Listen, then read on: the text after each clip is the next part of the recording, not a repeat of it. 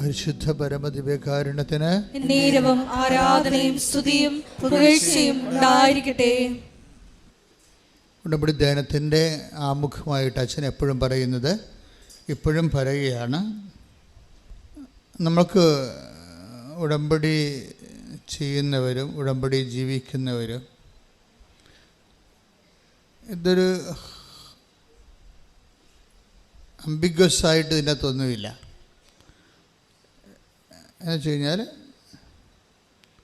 നമുക്ക് ചിലപ്പോൾ കിട്ടാതിരിക്കാം, ചിലപ്പോൾ കിട്ടാം, പോയി നോക്കാം, എങ്ങനെ വരുമെന്ന് അറിയട്ടെ.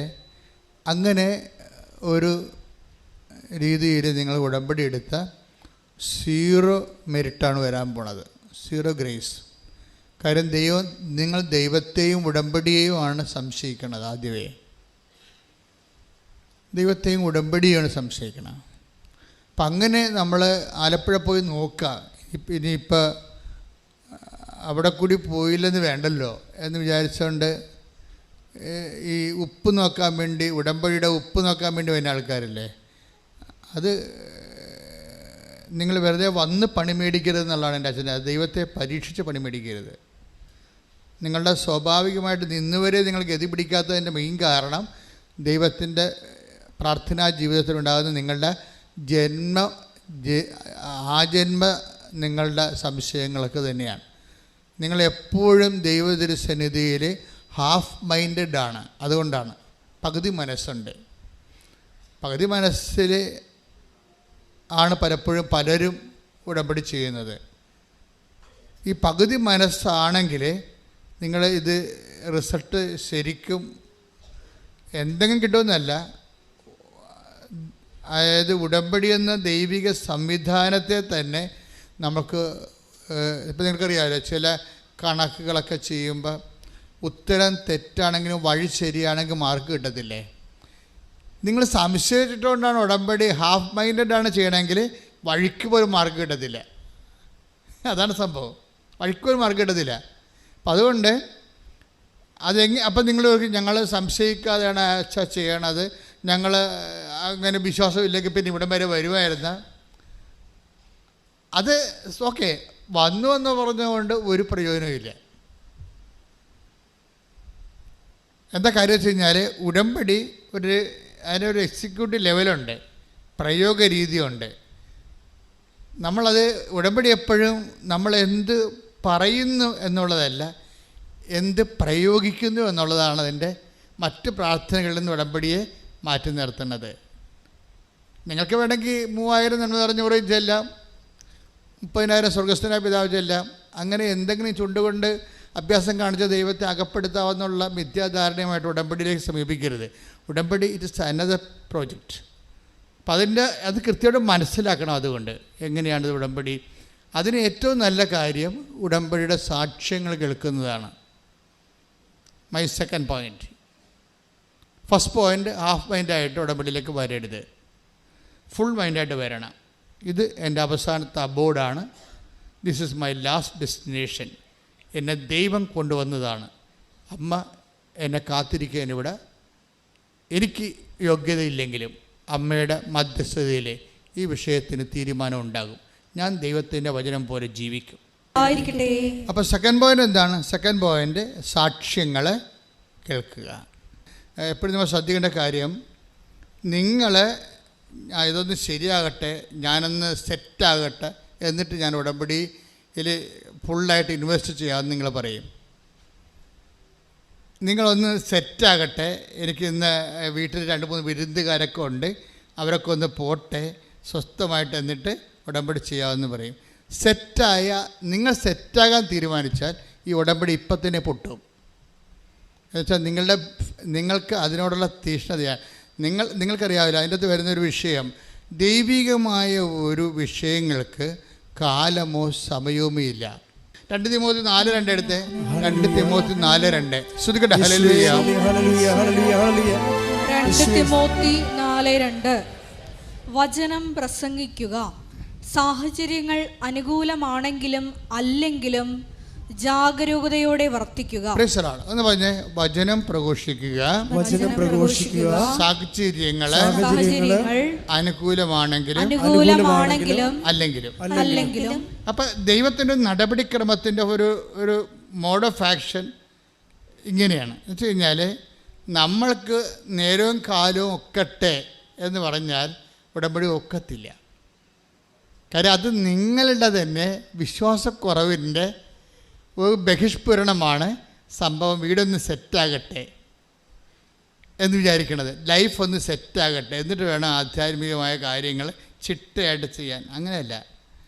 നിങ്ങൾ ഇന്ന് ഉടമ്പടി എടുത്താൽ, കാര്യം എന്താ പ്രോബ്ലം എന്ന് വെച്ച് കഴിഞ്ഞാൽ ഇതിനകത്ത് വരാൻ പോകുന്നൊരു അക്കിടിയുണ്ട്. അക്കിടി എന്ന് വെച്ചിട്ടുള്ളത് അത് നമ്മുടെ മിക്കവാറും ഒരു 60% പേരും വീഴുന്ന ഒരു ചതിക്കുഴിയാണ്. എന്ന് വെച്ചാൽ നിങ്ങൾ ഉടമ്പടി എടുക്കുമ്പോൾ തന്നെ റിസൾട്ടാവും. എന്താ റിസൾട്ട് എന്ന് പറയണത്? ദൈവത്തിനറിയാം നിങ്ങൾ ഈ ഉടമ്പടി ഉഴപ്പുമോ ഇല്ലയോ എന്ന്. അതാണ് വിഷയം. നിങ്ങൾ ഈ ഉടമ്പടി നിങ്ങൾക്കറിയത്തില്ല. നിങ്ങളിതെല്ലാം നല്ലവണ്ണം ചെയ്യാം എന്ന് പറഞ്ഞ് ഒരു ആഗ്രഹമേ ഉള്ളൂ ശരിക്കും പറഞ്ഞാൽ. പക്ഷേ ദൈവത്തിനറിയാം ഈ സംഭവം 10-20 ദിവസം കഴിയുമ്പോൾ ഇത് മിക്കവാറും ഈ പയറിന് മുഞ്ഞ പിടിക്കണ പോലെ നിങ്ങളുടെ ഉടമ്പടിക്ക് മുഞ്ഞ പിടിക്കുമെന്നും പിന്നെ ഉടമ്പടി എടുത്താടുമ്പോൾ നിങ്ങൾ മറന്നു പോകുന്നതൊക്കെ ദൈവത്തിനറിയാം. അഭ്യാസക്കാരെ കൃത്യമായിട്ട് ദൈവത്തിനറിയാം. അതുകൊണ്ട് ആ കാശും പോയി, വേണമെങ്കിൽ ഓഫീസിൽ പോയി കാശും എടുത്ത് തിരിച്ചു പോയേക്കണം, പത്രത്തിൻ്റെ കാശൊക്കെ. ഈ അഭ്യാസക്കാർ ഉടമ്പടി എടുത്തിട്ട് കാര്യമില്ല. കാര്യം നിങ്ങൾ ദൈവത്തിനെയാണ് പരീക്ഷിക്കണത്. എവിടെയാണ് വന്നത് നിങ്ങൾക്കൊരു ബോധമില്ല. എല്ലായിടത്തും പോണ പോലെ വന്ന് കയറിയിരിക്കുകയാണ്. അമ്മമാതാവ് ജീവനോടെ പ്രത്യക്ഷപ്പെട്ടൊരു ഇടത്തിൽ നിൻ്റെ കണ്ണീരിൻ്റെ കാലത്ത് ദൈവത്തിൻ്റെ കാരുണ്യമാണ് നിന്നെ തിരിച്ചു പിടിച്ചിരിക്കുന്നത്. സ്തുതിക്കട്ടെ, ഹല്ലേലൂയ. ഈ കണ്ണീരിൻ്റെ കാലത്ത് ദൈവത്തിൻ്റെ കാരുണ്യമാണ് നിന്നെ തിരിച്ചു വിളിപ്പിച്ചിരിക്കുന്നത്. അപ്പോൾ ഉടമ്പടി എന്ന് പറയുമ്പോൾ നിങ്ങൾ എല്ലാ പ്രാർത്ഥനയ്ക്കും പോകുന്നവരെ കുമ്പസാരത്തിൽ കുർബാന ഉള്ളവരാണ്, പുതുവാസ ജീവിതം ഉള്ളവരാണെന്ന് പറഞ്ഞൊരു കാര്യമില്ല. ഇതെല്ലാം ഉണ്ടെങ്കിലും നമുക്ക് ദൈവത്തിൽ നിന്ന് അകന്ന് ജീവിക്കാൻ പറ്റും. ഇത് ഭയങ്കര സംഭവമാണ്. കൂടെ പ്രാർത്ഥനയൊക്കെ ഉണ്ടാകും, നിങ്ങൾ ഡെയിലി കമ്മ്യൂണിക്കേറ്റഡ് ആയിരിക്കും. ഇങ്ങനെയൊക്കെ ആചാരവട്ടങ്ങളും ചിറ്റവട്ടങ്ങളൊക്കെ നിങ്ങൾ ചെയ്താലും ബൈ പേഴ്സൺ നിങ്ങൾ ദൈവത്തിൽ നിന്ന് അകലെയായിരിക്കും. അതുകൊണ്ടാണ് ഇപ്പോൾ ഈശോ ഇങ്ങനെ പറഞ്ഞത്, ദൈവത്തിൻ്റെ കാരുണ്യമാണ് നിങ്ങളെ തിരിച്ചു വിളിപ്പിച്ചിരിക്കുന്നത്. പറഞ്ഞേ, ദൈവത്തിൻ്റെ എന്നെ തിരിച്ചു വിളിച്ചിരിക്കുന്ന ദൈവത്തിൻ്റെ കാരുണ്യമേ, ദിവ്യകാരുണ്യമേ, അങ്ങേ ആരാധിക്കുകയും സ്തുതിക്കുകയും അങ്ങേക്ക് നന്ദി പറയുകയും ചെയ്യുന്നു. ഉടമ്പടി എപ്പോഴും നമുക്ക് ഓർക്കുക, അത് കാരുണ്യത്തിൻ്റെ പ്രാർത്ഥനയാണ്. ദൈവം ആരോട് കാരുണ്യം കാണിക്കുന്നത് വെച്ചാൽ നിൻ്റെ മെരിറ്റല്ല. അവിടെ നീ ഒരിക്കലും ഉടമ്പടി വന്നിട്ട് പറയും ഞങ്ങൾ പ്രഖ്യാപിതമായിട്ടുള്ള പാരമ്പര്യ ക്രൈസ്തവരാണ്, ഞങ്ങൾ കാലാകാലങ്ങളായിട്ട് ദൈവമായിട്ട് ജീവിക്കുന്ന ഭക്തിയുള്ള വിശ്വാസമുള്ള സമൂഹമാണ്. പക്ഷേ once you come to the covenant it is out of Mercy.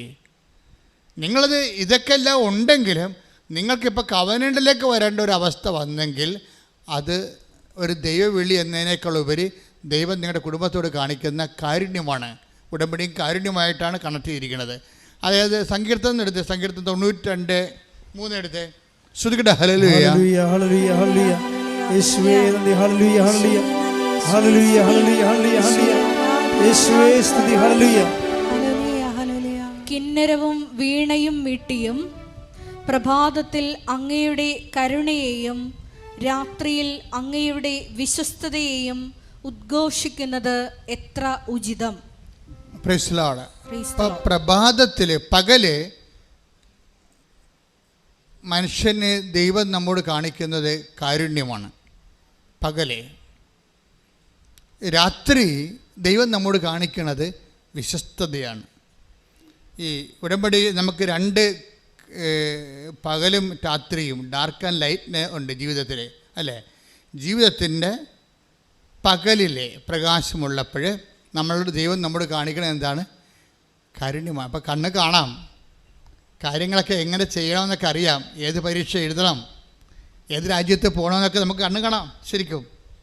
അതാണ് പകലെന്ന് പറയണത്. കാര്യങ്ങളെ കൃത്യമായിട്ട് നമുക്ക് ഐഡിയ ഉണ്ട്. അവിടെ ദൈവം നമ്മോട് ഐഡിയ നമുക്കുണ്ട്. ഏത് സബ്ജക്റ്റ് എടുക്കണം, ഇപ്പോഴ് റിസൾട്ട് വന്നിരിക്കണതാണ്, ഏത് സബ്ജക്റ്റ് എടുക്കണം, ഏത് കോഴ്സ് എടുക്കണം എന്നൊക്കെ നമുക്ക് ഐഡിയ ഉണ്ട്. അത് നമ്മുടെ പകലാണ്. ഐഡിയ നിങ്ങൾക്കുണ്ടെങ്കിലും നമുക്ക് വേണ്ടത് എന്താണ്? അത് നമ്മുടെ മെറിറ്റല്ല. നിങ്ങൾക്ക് ഇന്ന കോളേജിൽ പഠിക്കണം, ഇന്ന രാജ്യത്ത് പഠിക്കണം, ഇന്ന കോഴ്സ് ചെയ്യണം എന്നൊക്കെ നിങ്ങൾക്ക് ഐഡിയ ഉണ്ട്. അതാണ് പകലെന്ന് പറയുന്നത്. നിങ്ങൾക്ക് നിങ്ങളുടെ ജീവിതത്തിൽ എന്ത് ബിസിനസ് ചെയ്യണം, എവിടെ വീട് വെക്കണം, എവിടെ നിന്ന് ലോൺ കിട്ടും, ഇതിനെക്കുറിച്ചൊക്കെ നിങ്ങൾക്ക് already you have A idea. നിങ്ങളുടെ ലൈഫിനെക്കുറിച്ച് ഐഡിയ ഉണ്ടെങ്കിൽ സ്വാഭാവികമായും നിങ്ങളോർക്കും എനിക്കിതെല്ലാം ഐഡിയ ഉണ്ടല്ലോ, എനിക്ക് സിവിൽ പോയിൻറ്റ്സ് ആവശ്യത്തിനുണ്ട്, ബാങ്കിൽ നിന്ന് ലോൺ കിട്ടും, അല്ലെങ്കിൽ വിദ്യാഭ്യാസ ലോൺ കിട്ടും. You have an idea. ഈ ഐഡിയ ഉണ്ടെങ്കിൽ അതിൻ്റെ അത് പകലാണ്. നിനക്ക് വ്യക്തമായിട്ട് നിങ്ങൾ കാര്യങ്ങൾ നിൻ്റെ ജീവിതത്തിൻ്റെ ഭാവി നിങ്ങൾക്ക് കാണാൻ പറ്റും. പക്ഷേ അങ്ങനെ കാണാൻ പറ്റുമ്പോൾ നിങ്ങളെ അലസരാകരുത്. കാണാൻ പറ്റിയാലും യു നീഡ്സ് മെഴ്സി. അതാണ് കർത്താവ് പകല്. കിന്നരവും വീണയും മീട്ടിയും പ്രഭാതത്തിൽ അങ്ങയുടെ കരുണയെയും രാത്രിയിൽ അങ്ങയുടെ വിശ്വസ്തതയെയും ഉദ്ഘോഷിക്കുന്നത് എത്ര ഉചിതം. അത് ഉചിതമായ. അതായത് നമ്മളുടെ ജീവിതത്തെക്കുറിച്ച് നമുക്ക് വ്യക്തതയെല്ലാം ഉണ്ട് എങ്കിലും ആവശ്യത്തിന് ആരോഗ്യമുണ്ട്, ആവശ്യത്തിന് സെറ്റപ്പുണ്ട്, അതുപോലെ തന്നെ ജീവിത രീതികളിലെല്ലാം നിങ്ങളെല്ലാം അറേഞ്ച്ഡാണ്. നിങ്ങൾക്ക് വ്യക്തത ഉണ്ടെങ്കിലും യു നീഡ്സ് മേഴ്സി. ഇവിടെയാണ് നമ്മൾ മുട്ടുകുത്തേണ്ടി വരുന്നത്.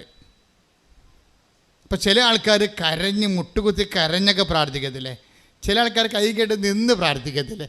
ഈ ഫിസിക്കൽ പോസ്റ്ററിന് ആ ഡിസ്പോസിഷന് നിങ്ങളുടെ ഫെയ്ത്ത് റീഡിങ്ങുമായിട്ട് ബന്ധമുണ്ട്. നിങ്ങളുടെ ഭാര്യയ്ക്ക് ക്യാൻസർ ലാസ്റ്റ് സ്റ്റേജ് ആണെങ്കിൽ നിങ്ങൾ കരഞ്ഞ് മുട്ടയെന്ന് കർത്താവിനോട് പ്രാർത്ഥിക്കും ഇല്ലേ? നിങ്ങളുടെ മകന് അത്തരം ഒരു അസുഖമൊന്നുമില്ല, പനിയോ വല്ലതുമാണെങ്കിൽ നിങ്ങൾ നിന്ന് മുട്ടയെന്ന് പ്രാർത്ഥിക്കും ഇല്ലേ? വ്യത്യാസമുണ്ട്.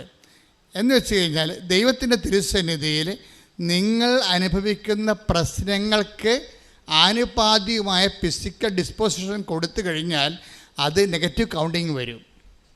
നിങ്ങളെന്താ ചെയ്യേണ്ടതെന്ന് വെച്ച് കഴിഞ്ഞാൽ ഏത് സാഹചര്യത്തിലും എനിക്ക് വേണ്ടത് മേഴ്സിയാണ്. മനസ്സിലായ? ഏത് സാഹചര്യത്തിലും എനിക്ക് മെറിറ്റില്ല. പകലാണെങ്കിലും വ്യക്തമായിട്ട് ജീവിതം കാണാമെങ്കിലും ജീവിതത്തെക്കുറിച്ചൊരു വ്യക്തതയുണ്ടെങ്കിലും നമുക്കെന്ത് വേണം? മേഴ്സി വേണം. എന്ത് വേണം? കരുണ വേണം. അപ്പോൾ എന്ത് ചെയ്യണം? കരുണയുടെ ഡിസ്പോസിഷൻസാണ് നമുക്ക് വേണ്ടത്. ഇങ്ങനെ ഉള്ള ആൾ നിന്ന് കൈ കെട്ടി നിൽക്കുന്ന ആളിന് വല്ല കരുണയും കിട്ടുക? കിട്ടത്തില്ല. എന്നാൽ അയാൾ കണ്ടൻറ്റഡാണെന്ന് ദൈവത്തിന് അറിയാം. He's contented. ദൈവത്തിന് വേണമെങ്കിൽ എന്നെ ഒന്ന് അനുഗ്രഹിച്ചോ എന്ന് പറഞ്ഞ് നിൽക്കുന്ന ആൾക്കാരല്ലേ. കാര്യം എനിക്കറിയാം എൻ്റെ വിഷയം സെറ്റ് ചെയ്യാൻ, എനിക്കറിയാം എവിടെ പോകണമെന്നുള്ളത്. പക്ഷേ ബൈബിൾ പറയണത് ഇങ്ങനെയുള്ള പേഴ്സണലായിട്ട് ഓക്കെ ആണെങ്കിലും you needs grace, you needs mercy. എന്നുവെച്ചാൽ മേഴ്സി എന്ന് പറഞ്ഞത് ഗ്രേസിൻ്റെ രണ്ടാണ്. മേഴ്സി എന്ന് പറയുന്നത് മെറിറ്റില്ലാത്ത അവസ്ഥയിലെല്ലാം മേഴ്സിയാണ് നമുക്ക് വേണ്ടത്. If you have no merit you needs mercy. നിങ്ങൾക്ക് യോഗ്യതയില്ലെങ്കിൽ നിങ്ങൾക്ക് എന്താ വേണ്ടത്? കരുണയാണ് വേണ്ടത്. അപ്പം പകലിൽ നിന്ന് പോലും ജീവിതം വ്യക്തമായിട്ട് കാണാമെങ്കിൽ പോലും ദൈവത്തിൻ്റെ കരുണയാണ് വേണ്ടതെന്നുണ്ടെങ്കിൽ ആ എല്ലാ വിഷയങ്ങളും ഉടമ്പടി തന്നിരിക്കുന്ന എല്ലാ ഹോംവർക്കുകളും കരുണയുടെ ഡിസ്പോസിഷനിലാണ് ചെയ്യേണ്ടത്. മനസ്സിലായില്ലേ? ദൈവം നമ്മോട് കരുണ തോന്നുന്ന രീതിയിലാണ് ചെയ്യേണ്ടത്. ആക്കാനും വേണ്ടി ഒക്കാനിക്കരുത് അർത്ഥം. 10 പത്രമുണ്ട്, കൊടുത്തേക്കാം, അയൽവാസികൾക്ക് ചെന്ന് കൊടുക്കും. കൊടുത്ത് പെട്ടെന്ന് ചാപ്റ്റർ എത്രയും വേഗം ചാപ്റ്റർ ക്ലോസ് ചെയ്യാൻ പറ്റുമല്ലോ എന്ന് വിചാരിച്ചുകൊണ്ട് ആ ചാപ്റ്റർ ക്ലോസ് ചെയ്യും. ഉടമ്പടിയിൽ മിക്കവാറും 40 പോയിൻ്റാണ് പത്രത്തിനുള്ളത്. കാര്യം പത്രമാണ് ജനങ്ങളെ ദൈവത്തിലേക്ക് അടുപ്പിക്കുന്നത്. നിങ്ങളൊരു രോഗിയെ നഖം വെട്ടി കൊടുത്തു കഴിഞ്ഞാൽ ആ രോഗിക്ക് മാത്രമാണ് ഗുണം. പക്ഷെ ഒരു പത്രം കൊടുത്തു കഴിഞ്ഞാൽ അവന് വിശ്വാസം കൊടുക്കുക മാത്രമല്ല, നിങ്ങളെ സഹായിച്ച ആരെങ്കിലും വേറെ ആൾക്കാരെ സഹായിച്ച ചരിത്രമുണ്ടോ? പക്ഷേ നിങ്ങൾ വിശ്വാസം കൊടുത്താൽ ആ വിശ്വാസം അവർ കൈമാറും. അപ്പോൾ ഈ ഇവാഞ്ചലൈസേഷനും, അതായത് വിശ്വാസ കൈമാറ്റവും വിശ്വാസ പ്രവർത്തനവും തമ്മിൽ വ്യത്യാസമുണ്ട്. അതുകൊണ്ടാണ് ദൈവത്തിൻ്റെ കരുണ നമുക്ക് ലഭിക്കത്തക്ക രീതി വേണം നിങ്ങൾ പ്രേക്ഷിത പ്രവർത്തനങ്ങൾ ചെയ്യാൻ. എന്താണ്? നിങ്ങൾ പ്രാർത്ഥിക്കണം, കർത്താവേ, ഇത് ഞാനൊരു കടമ നിർവഹിക്കുക മാത്രമല്ല, ഇത് വായിച്ചവൻ അങ്ങേ അറിയണം. അത് എൻ്റെ ചെവി കൊണ്ട് ഞാൻ കേൾക്കണം, അവർക്ക് കർത്താവിനെ കിട്ടിയെന്ന് അറിയണം. അങ്ങനെയൊക്കെ നമുക്ക് ഒരു ആത്മബന്ധത്തോടുകൂടിയാണ് പ്രേക്ഷിത പ്രവർത്തനം ചെയ്യണമെങ്കിൽ നിങ്ങൾക്ക് കർത്താവിൻ്റെ കരുണ കിട്ടും. എന്ന് വെച്ച് കഴിഞ്ഞാൽ ഇപ്പം ഞാനിപ്പോൾ എവിടെയെങ്കിലും പോവുകയാണെങ്കിൽ ഞാൻ രാവിലെ എനിക്ക് ഫീഡിങ് പ്രെയർ എന്ന് പറഞ്ഞ സെഷനുണ്ട്. ഫീഡിങ് പ്രെയർ എന്ന് വെച്ച് കഴിഞ്ഞാൽ ആ മുഴുവൻ റൂട്ട്, എൻ്റെ വണ്ടി പോകുന്ന മുഴുവൻ റൂട്ട് കർത്താവിന് സമർപ്പിക്കും. തലേദിവസം തന്നെ സമർപ്പിക്കാൻ തുടങ്ങും. എൻ്റെ പുറകെ വരുന്ന വാഹനം, മുമ്പേ വരുന്ന വാഹനം, സൈഡിൽ കൂടെ പോകുന്ന വാഹനം, ഞാൻ കണ്ടെത്തുന്ന സ്ഥലങ്ങൾ, കുടിക്കുന്ന വെള്ളം, എല്ലാ ടൈം, ഓഫീസ്, കണ്ടുമുട്ടുന്ന വ്യക്തികളെ, കണ്ടുമുട്ടാനിരിക്കുന്നവർ, ഇനി എൻ്റെ ആംഗിളിൽ ഇല്ലാത്ത ആൾക്കാരെ എല്ലാം ദൈവത്തിൻ്റെ സന്നിധി കൊണ്ടുവരും. ഇങ്ങനെ ഈ ഗൈഡഡ് ഇതിന് ഈ ഫീഡിങ് പ്രയറിൻ്റെ ഒരു ഗുണം, നിങ്ങളുടെ ദൗത്യം മിഷൻ ഗൈഡഡ് ആയിരിക്കും. ഫീഡിങ് പ്രയർ വന്നാൽ മിഷൻ ഗൈഡഡ് ആവും. എന്ന് വെച്ച് കഴിഞ്ഞാൽ ആര് ഗൈഡ് ചെയ്യും? ഇപ്പം നിങ്ങളുടെ യാത്രകൾ നിങ്ങളല്ല ഗൈഡ് ചെയ്യണത്. That is known sense. അത് പഠിക്കാൻ സാധിക്കും. ഒരു ദൈവ പൈതലിനെ സംബന്ധിച്ചിടത്തോളം അവൻ്റെ യാത്ര, അവൻ്റെ ഉദ്യമങ്ങൾ ദൈവം ഗൈഡ് ചെയ്യണം. ദൈവം ഗൈഡ് ചെയ്യണമെങ്കിൽ എല്ലാം ദൈവത്തിൻ്റെ കൺട്രോളിൽ കൊണ്ടുവരണം. എല്ലാം ദൈവത്തിൻ്റെ കൺട്രോളിൽ, യാത്ര, ഭക്ഷണം, സംസാരം, എല്ലാം ദൈവത്തിൻ്റെ കൺട്രോളിൽ കൊണ്ടുവന്നു കഴിഞ്ഞാൽ പിന്നീട് ഫീഡിങ് കഴിയുമ്പോൾ, അതാണ് ഫീഡിങ് എന്ന് പറയണത്. അത് ഇപ്പോൾ ഞങ്ങൾ ചിലർ ജപമാല ചൊല്ലി സമർപ്പിക്കും, ചിലർക്ക് സൽപ്രവർത്തികൾ ചെയ്തുകൊണ്ട് അവരുടെ അജണ്ട സമർപ്പിക്കും. പാസ്പോർട്ട് ഓഫീസിൽ പോകണം, വിസ ഓഫീസിൽ പോകണം, ഇൻ്റർവ്യൂവിന് പോകണം, പരീക്ഷയ്ക്ക് പോകണം. ഇങ്ങനെ വ്യത്യസ്തമായ കാര്യങ്ങൾ അവിടെ കണ്ടുമുട്ടുന്ന വ്യക്തികൾ തിരിച്ചു പോരുന്ന വരെയുള്ള മുഴുവൻ സംഭവം ഫീഡ് ചെയ്ത് കൊടുക്കണം. പേഴ്സണൽ പ്രയറിൻ്റെ സമയത്താണ് ഫീഡിങ് നടക്കേണ്ടത്. ഫീഡിങ് നടന്നു കഴിഞ്ഞാൽ ടോട്ടലായിട്ട് ഇത് ഗൈഡഡ് ആവും. ഉടനെ ഇത് വേറെ ഫോർമാറ്റിലേക്ക് മാറിയിട്ട് ഗൈഡഡ് ആവും. അപ്പം നിങ്ങൾ അല്ല നയിക്കപ്പെടുന്നത്, നിങ്ങൾ വിചാരിക്കാത്ത സ്ഥലങ്ങളിലേക്ക് നിങ്ങളെ ദൈവം കൊണ്ടുപോകും. നിങ്ങൾ വിചാരിക്കാത്ത വ്യക്തികളും, കാര്യം നിങ്ങൾക്ക് കാണേണ്ട വ്യക്തി ആരാണെന്ന് ദൈവത്തിന് അറിയാം. നിങ്ങൾക്ക് പോകേണ്ട വ്യക്തി ഓഫീസ് എവിടെയാണെന്ന് ദൈവത്തിന് അറിയാം. അതെങ്ങനെയാണ് ഈസിയായിട്ട് പോകേണ്ടത് ദൈവത്തിന് അറിയാം. ഇതെല്ലാം ദൈവം ക്രമീകരിച്ച് തരും. ഇതാണ് ഗൈഡഡ് എന്ന് പറയുന്നത്. ശ്രുതികട ഹല്ലേലൂയ. ഹല്ലേലൂയ, ഹല്ലേലൂയ, ഹല്ലേലൂയ. ഈശോ ആരാധന. ഹല്ലേലൂയ. ആ വചനം ഒന്നിനു വായിച്ചേ. സങ്കീർത്തനം 92:3. കിന്നരവും വീണയും മീട്ടിയും. ഒന്ന് പറഞ്ഞേ, കിന്നരവും വീണയും മീട്ടിയും. പ്രഭാതത്തിൽ അങ്ങയുടെ കരുണയെയും രാത്രിയിൽ അങ്ങയുടെ വിശ്വസ്തതയെയും ഉദ്ഘോഷിക്കുന്നത് എത്ര ഉചിതം. നമുക്ക് വ്യക്തതയില്ലാത്തപ്പോ അതിന് സുവിശേഷത്തിൻ്റെ ഭാഷയിൽ രാത്രി എന്ന് പറയും. നമുക്ക് വ്യക്തതയില്ല. എന്ത് കിട്ടും, ഏത് ജോലി ചെയ്യും, ആരെ കല്യാണം കഴിക്കും, എവിടെ താമസിക്കും, ഏത് ആശുപത്രി ചികിത്സക്ക് പോകും, വി ഹാവ് നോ ഐഡിയ. ഇതിനാണ് ഡാർക്ക്നെസ് എന്ന് പറയണത്. ഇങ്ങനെയുള്ള സമയത്ത് ഉടമ്പടിയിലുണ്ടാകുന്ന ആനുകൂല്യം എന്ന് പറയണത്, നിങ്ങൾക്ക് നിങ്ങളുടെ ജീവിതത്തെക്കുറിച്ച് ക്ലിയർ ആണെന്ന് വിചാരിച്ചേ. Zero clearness. നിങ്ങൾക്ക് ഒരു ഐഡിയ ഇല്ല, ഒന്നിനെക്കുറിച്ചൊരു ഐഡിയ ഇല്ല. അതാണ് രാത്രി എന്ന് പറയണത്. രാത്രിയിൽ ഉടമ്പടിയിലുള്ള ഗുണം എന്താണ്? സങ്കീർത്തനം 92:3 ഒന്നിനു വായിച്ചേ. കിന്നരവും വീണയും മീട്ടിയും. ഒന്ന് പറഞ്ഞേ, കിന്നരവും വീണയും മീട്ടിയും. പ്രഭാതത്തിൽ അങ്ങയുടെ കരുണയെയും രാത്രിയിൽ അങ്ങയുടെ വിശ്വസ്തതയെയും ഉദ്ഘോഷിക്കുന്നത് എത്ര ഉചിതം. അതായത് രാത്രി എന്ന് പറയണത് ഒരു ഐഡിയയുമില്ല. ഇപ്പം നമുക്കറിയാം, നമ്മൾ രാത്രി എന്താ ചെയ്യണത്? നമ്മൾ ഉറങ്ങും, അല്ലേ? രാത്രി നമുക്ക് പ്രവർത്തനങ്ങളൊന്നുമില്ലല്ലോ, ഉറങ്ങുകയേ ഉള്ളൂ. പക്ഷേ രാത്രി നിൻ്റെ ദൈവം എന്താ ചെയ്യണത്? രാത്രി നിനക്ക് വേണ്ടി ജാഗ്രതയുള്ള രേഖ. ഇസ്രായേലിൻ്റെ ദൈവം മയങ്ങുകയില്ല, ഉറങ്ങുകയില്ല.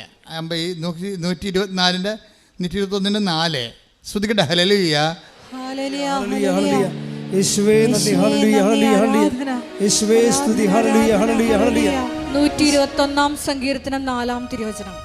ഇസ്രായേലിന്റെ പരിപാലകൻ മയങ്ങുകയില്ല, ഉറങ്ങുകയുമില്ല. പറഞ്ഞേ, ഇസ്രായേലിന്റെ പരിപാലകൻ മയങ്ങുകയില്ല, ഉറങ്ങുകയുമില്ല. നിന്റെ രാത്രിയിൽ ദൈവം നിനക്ക് വേണ്ടി ജാഗ്രത അനുഭവിക്കും. എന്നുവെച്ചാൽ നമ്മൾക്ക് ഒന്നും ചെയ്യാൻ പറ്റാത്ത അവസ്ഥ ഉണ്ട്. രാത്രിക്കുള്ള കുഴപ്പം എന്താണ്? ഉറക്കമല്ല പ്രശ്നം. എന്താണ്? ഒന്നും ചെയ്യാൻ പറ്റാത്ത അവസ്ഥ. ചില ആൾക്കാർ പറഞ്ഞില്ല, എൻ്റെ അച്ഛാ പ്രാർത്ഥിക്കാൻ പോലും പറ്റണില്ല. രാത്രിയായി. രാത്രി എന്ന് പറയുമ്പോൾ നിങ്ങളോട് രാത്രി എന്ന് വിചാരിക്കരുത്. ജീവിതത്തിൽ ഈശോ എന്താ പറഞ്ഞ രാത്രിയെക്കുറിച്ച്? സ്തുതിക്കട്ടെ മക്കളെ, യേശു സ്തുതിക്കട്ടെ. ഹല്ലേലൂയ ഹല്ലേലൂയ ഹല്ലേലൂയ ഹല്ലേലൂയ. യേശുവേ നന്ദി, ഹല്ലേലൂയ സ്തോത്രം. യേശുവേ നന്ദി നന്ദി നന്ദി. ഹല്ലേലൂയ ഹല്ലേലൂയ ഹല്ലേലൂയ ഹല്ലേലൂയ ഹല്ലേലൂയ. യോഹന്നാൻ 9:4. യോഹന്നാൻ 9:4. എന്നെ അയച്ചവന്റെ പ്രവൃത്തികൾ പകലായിരിക്കുവോളം നാം ചെയ്യേണ്ടിയിരിക്കുന്നു. ഒന്ന് പറഞ്ഞേ, എന്നെ അയച്ചവന്റെ പ്രവൃത്തികൾ. എന്നെ അയച്ചവന്റെ പ്രവൃത്തികൾ പകലായിരിക്കുവോളം നാം ചെയ്യേണ്ടിയിരിക്കുന്നു. ആർക്കും ജോലി ചെയ്യാൻ കഴിയാത്ത രാത്രി വരുന്നു. ഇപ്പം രാത്രിക്ക് അങ്ങനെ ഒരു പ്രശ്നമുണ്ട്. നിങ്ങൾ വെളിച്ചത്ത്, ഇപ്പം നമ്മളിതുപോലെ പൂ പോലെ വെളിച്ചത്ത് ജീവിച്ചാലും ആധ്യാത്മികമായിട്ട് രാത്രിയിലായി പോകും ചിലപ്പോൾ. എന്താണ്? ശരി പറയുക, എൻ്റെ അച്ഛാ സങ്കടം കൊണ്ട് പ്രാർത്ഥിക്കാൻ പോലും പറ്റണില്ല. അതാണ് രാത്രി. ചിലപ്പോൾ ഭർത്താവ് ഐസിയിലായിരിക്കും, അല്ലെങ്കിൽ മകൻ ചിലപ്പോൾ ജയിലിലായിരിക്കും. നിങ്ങൾക്കത് രക്ഷപ്പെടണമെന്നൊക്കെ ഉണ്ട്, പക്ഷേ നിങ്ങൾക്കൊരു വാക്ക് പ്രാർത്ഥിക്കാൻ പറ്റണില്ല. ആർക്കും വേല ചെയ്യാൻ പാടില്ലാത്ത രാത്രി, പ്രാർത്ഥിക്കാൻ പോലും പറ്റാത്ത രാത്രി. അതാ യോഹന്നാൻ 9:4 എന്ന് പറഞ്ഞ ആർക്കും വേല ചെയ്യാൻ പാടില്ലാത്ത രാത്രികാലം. ജീവിതത്തിൽ ഒരു ഐഡിയ ഇല്ല, ഒരാശയമില്ല, എന്ത് ചെയ്യണമെന്ന് അറിയാൻ പാടില്ല, ആരെ കോണ്ടാക്ട് ചെയ്യണമെന്ന് അറിയാൻ പാടില്ല, എങ്ങനെ ഗതി പിടിക്കുമെന്ന് അറിയാൻ പാടില്ല. നിങ്ങൾ സ്മോളൊക്കെ അടിച്ച് അല്ലെങ്കിൽ വീട്ടിൽ കഴുത്തേക്ക് കയറി നിങ്ങളുടെ കഴിവ് മറച്ചു വെക്കാൻ വേണ്ടി കുഞ്ഞുങ്ങളുടെയും ഭർത്താവിൻ്റെയും ഭാര്യയുടെയൊക്കെ കഴുത്തേക്ക് കയറി നിങ്ങളിങ്ങനെ അഭ്യാസം കാണിച്ച് ജീവിക്കായിരിക്കും ചിലപ്പോൾ. അതാണ് നിങ്ങളുടെ രാത്രി എന്ന് പറയുന്നത്. പ്രാർത്ഥിക്കാനും പറ്റണില്ല, കഴിവുകേടുകൾ മറച്ചു വെക്കാൻ വേണ്ടി മറ്റുള്ളവരുടെ മുമ്പിൽ ചാടിക്കയറി ജീവിക്കുന്ന സമയം രാത്രി, ഒന്നും ചെയ്യാൻ പറ്റാത്ത സമയം. ഈ രാത്രിക്ക് എന്താ ദൈവം ചെയ്യണത്? ഉടമ്പടി വന്നു കഴിഞ്ഞാൽ ഇനി നീ ഒരു രാത്രിയിൽ മാനുഷികമായ വീക്ക്നെസ് കൊണ്ടകപ്പെട്ടാലും നിനക്ക് പേടിക്കേണ്ട കാര്യമില്ല. സങ്കീർത്തനം 92:3 എന്താ പറയണത്? രാത്രിയിൽ നിന്റെ വിശ്വസ്തത ഞാൻ. ഹല്ലേലൂയ ഹല്ലേലൂയ ഹല്ലേലൂയ ഹല്ലേലൂയ. യേശുവേ നന്ദി. ഹല്ലേലൂയ ഹല്ലേലൂയ ഹല്ലേലൂയ ഹല്ലേലൂയ ഹല്ലേലൂയ. കിന്നരവും വീണയും മീട്ടിയും പ്രഭാതത്തിൽ അങ്ങയുടെ കരുണയെയും രാത്രിയിൽ അങ്ങയുടെ വിശ്വസ്തതയെയും ഉദ്ഘോഷിക്കുന്നത് എത്ര ഉചിതം. അപ്പോൾ നീ ഇപ്പം നിന്റെ ജീവിതം രാത്രിയാണ്. നിനക്ക് ഐഡിയ ഇല്ല, നിനക്ക് പ്രാർത്ഥിക്കാമെന്ന് തോന്നണില്ല, നിനക്ക് ഒരു വേലയും ചെയ്യാൻ പറ്റണില്ല, നിനക്ക് ചിന്തിക്കാൻ വേണ്ടി ബിസിനസ് തുടങ്ങാമെന്ന് വെച്ചാൽ അതിന് കാശ് വേണ്ടേ? അതില്ല. വീട് വിൽക്കാമെന്ന് വെച്ചാൽ അനിയൻ്റെ പേരിൽ കൂടി പ്രമാണത്തിൽ അനിയൻ്റെ പേരും ഉണ്ട്, അവൻ സമ്മതിക്കണമില്ല. ഒന്നും ചെയ്യാൻ പറ്റണില്ല, കൈയും കാലും കട്ടിയ പോലെ അവസ്ഥയാണ്. എന്നപ്പോഴും ചത്ത് കളയാവുന്ന തോന്നുന്നു. അതാണ് രാത്രി എന്ന് പറയണത്. ഈ രാത്രിയിൽ നീ ഉടമ്പടിയിലാണെങ്കിൽ എന്താ സംഭവിക്കണത്? കർത്താവ് വിശ്വസ്തനായിരിക്കുമെന്ന്. മനസ്സിലായില്ലേ? കൈയടിച്ച് സ്തുതിക്കട്ടെ.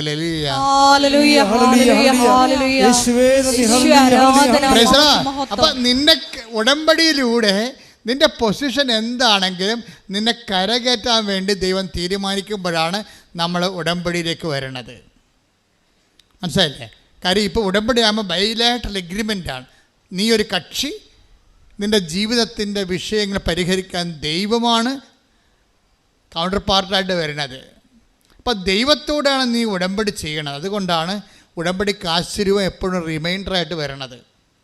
അത് പാസ് ചെയ്യരുതെന്ന് പറഞ്ഞതിൻ്റെ കാരണം ചില പെരിച്ചാഴികൾ ഉടമ്പടി കാശിനും പാസ് ചെയ്യാൻ പാടില്ല. എന്താ കാര്യം വെച്ച് കഴിഞ്ഞാൽ ഉടമ്പടി കാശിനും നീയും നിൻ്റെ ദൈവവും തമ്മിൽ ചെയ്ത ഉടമ്പടി ജീവിതത്തിൻ്റെ ഓർമ്മപ്പെടുത്തലാണ്. അത് മകൾ കാനഡയിൽ പോയി അല്ലെങ്കിൽ അവൾ ഐസിയിൽ പോയതൊരു കാര്യമില്ല. നീ ഉടമ്പടി വൃത്തിയും മെനയായിട്ട് ചെയ്യുന്നുണ്ടെങ്കിൽ അവൾ ഐസിയിൽ നിന്ന് മാതാ പൊക്കിക്കൊണ്ട് പോകുന്നുള്ളൂ. അത് ഇതുകൊണ്ട് അവിടെ കെട്ടിത്താത്തേണ്ട ആവശ്യമില്ല. അതിന് വേറെ കാശിനും കൃപാസത്തിനും തരും. അച്ഛൻ കൊടുക്കുന്നുണ്ടല്ലോ, ആൾക്കാരെ കണ്ടില്ലേ? അതിൽ അവിടെ ഉടമ്പടി കാശും ആവശ്യമില്ലാത്ത രീതിയിൽ കൈമാറാതിരിക്കാൻ വേണ്ടിയാണ് അച്ഛനെ കാണുന്നവർക്കെല്ലാം ഞാൻ പാശ്ചര്യം വെഞ്ചരിച്ച് കൊടുക്കുന്നുണ്ട്. അതിൻ്റെ കാരണം അതായത് ഇതിനെല്ലാത്തിനും ഓരോ കാര്യങ്ങളൊക്കെ ഉണ്ട്. അത് അറിഞ്ഞു വേണം നിങ്ങളെ കൈകാര്യം ചെയ്യാൻ.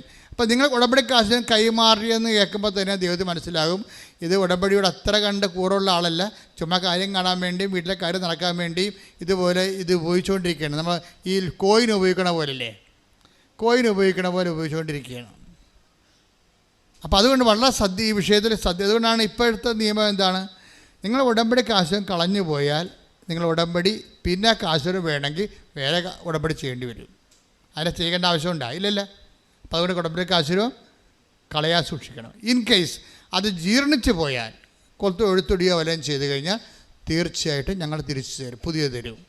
ജീർണിച്ച് പോയാൽ അങ്ങനെ ജീർണിച്ച് പോകില്ല, പക്ഷേ കളഞ്ഞു പോയാൽ തരത്തില്ല.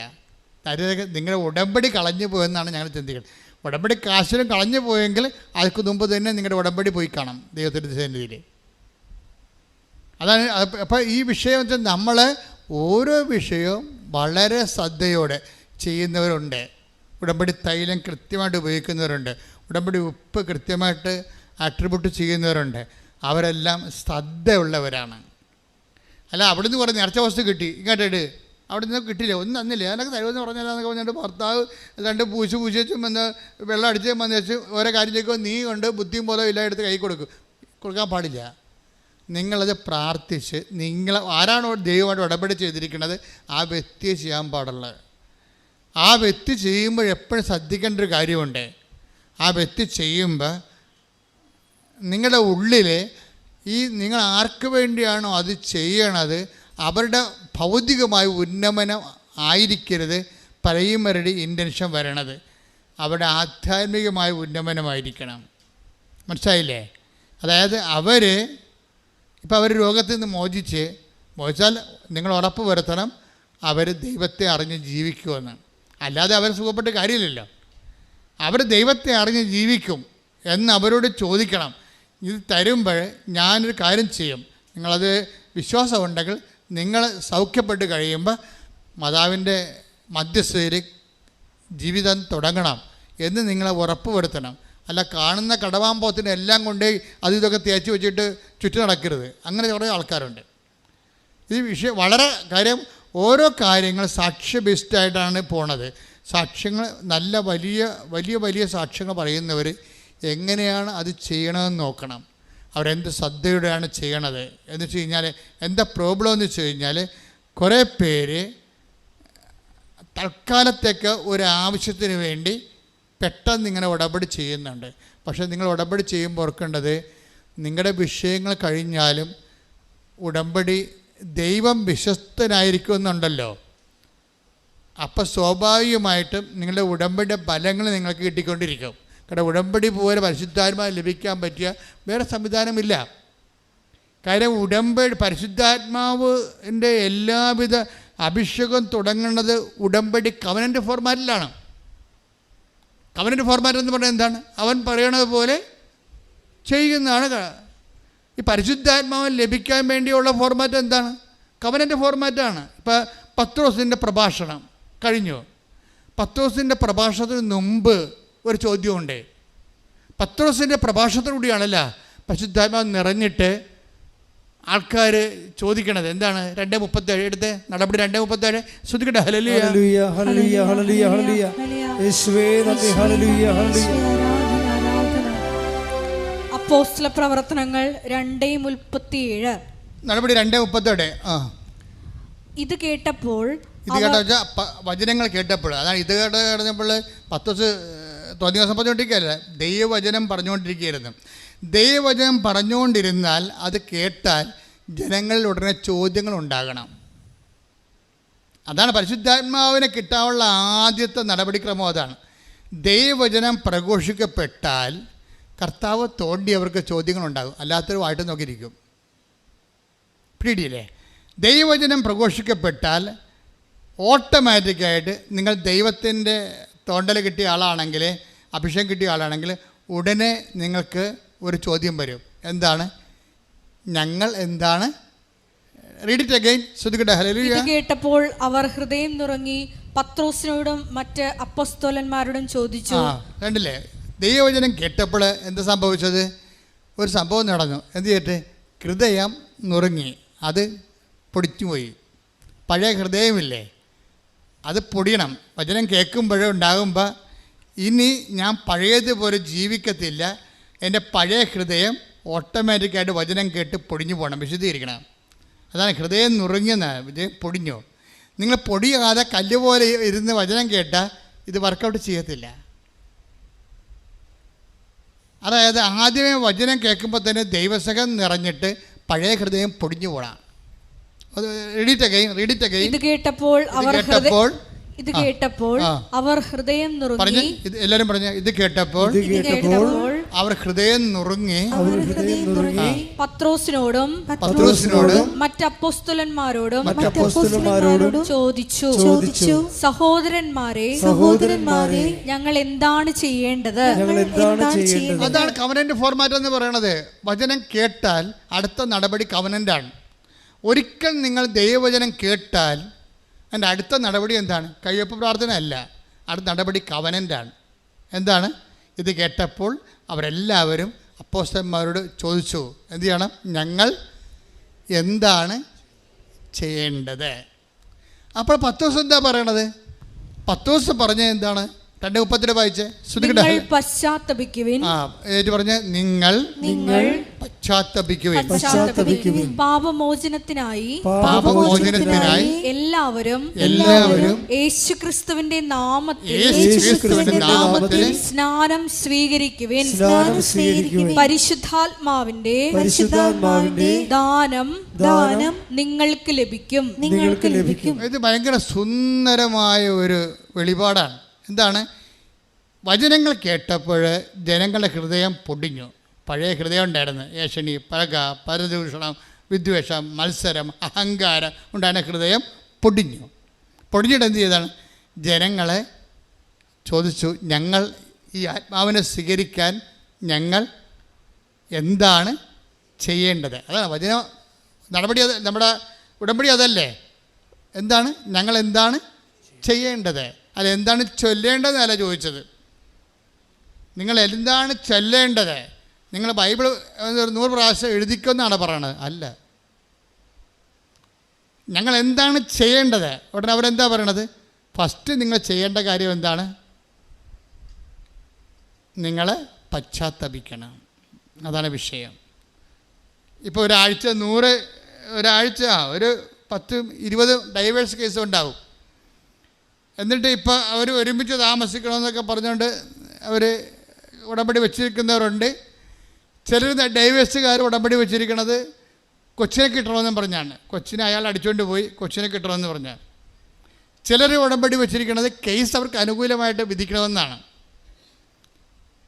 പക്ഷേ ഇതിൻ്റെ ഇടയ്ക്ക് ഈ ഡൈവേഴ്സ് കേസുകാർ എന്താ ചെയ്തിരിക്കണം? ചിലർ പറഞ്ഞിട്ട് കൊച്ചിനെ കിട്ടണം. ചിലരെന്താ പറഞ്ഞിരിക്കുന്നത്? കേസ് അവർക്ക് അനുകൂലമായിട്ട് വിധിക്കണം. ചിലരെന്താ പറഞ്ഞിരിക്കുന്നത്? ചിലവിന് കിട്ടണം. ചിലരെന്താ പറഞ്ഞിരിക്കുന്നത്? അതായത് ഇതുപോലെ ഓരോ വിഷയങ്ങളാണ് പറഞ്ഞിരിക്കുന്നത്. ചിലർ മാത്രം ഒരുമിച്ച് താമസിക്കണമെന്ന് പറഞ്ഞിട്ടുണ്ട്. ചിലർ മാത്രം.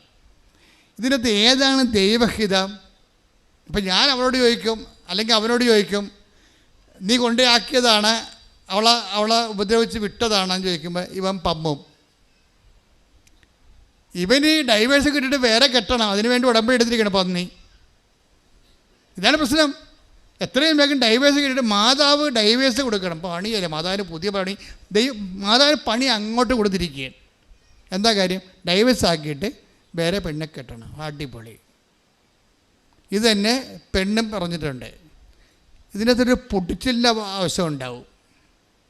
എന്താ കാര്യം? ദൈവം ആഗ്രഹിക്കുന്നത് പശ്ചാത്താപമാണ്. ഇതിനകത്ത് പശ്ചാത്താപം എന്നൊരു കണ്ടൻ്റ് ഉണ്ട്. അത് ഉടമ്പടിയല്ല, എന്ത് സംഭവമായാലും സത്യദൈവത്തിൻ്റെ വിഷയങ്ങളിലെല്ലാം മനുഷ്യൻ്റെ വിശുദ്ധീകരണം മസ്റ്റാണ്. മന്ത്രവും തന്ത്രവും അങ്ങനെയുള്ള പരിപാടിയൊക്കെ ആണെങ്കിൽ ഒരു വിശുദ്ധീകരണം വേണ്ട. നമുക്ക് വേണമെങ്കിൽ ആഭിചാരം ചെയ്ത് ആരെയും കൊല്ലുകയും ചെയ്യാം.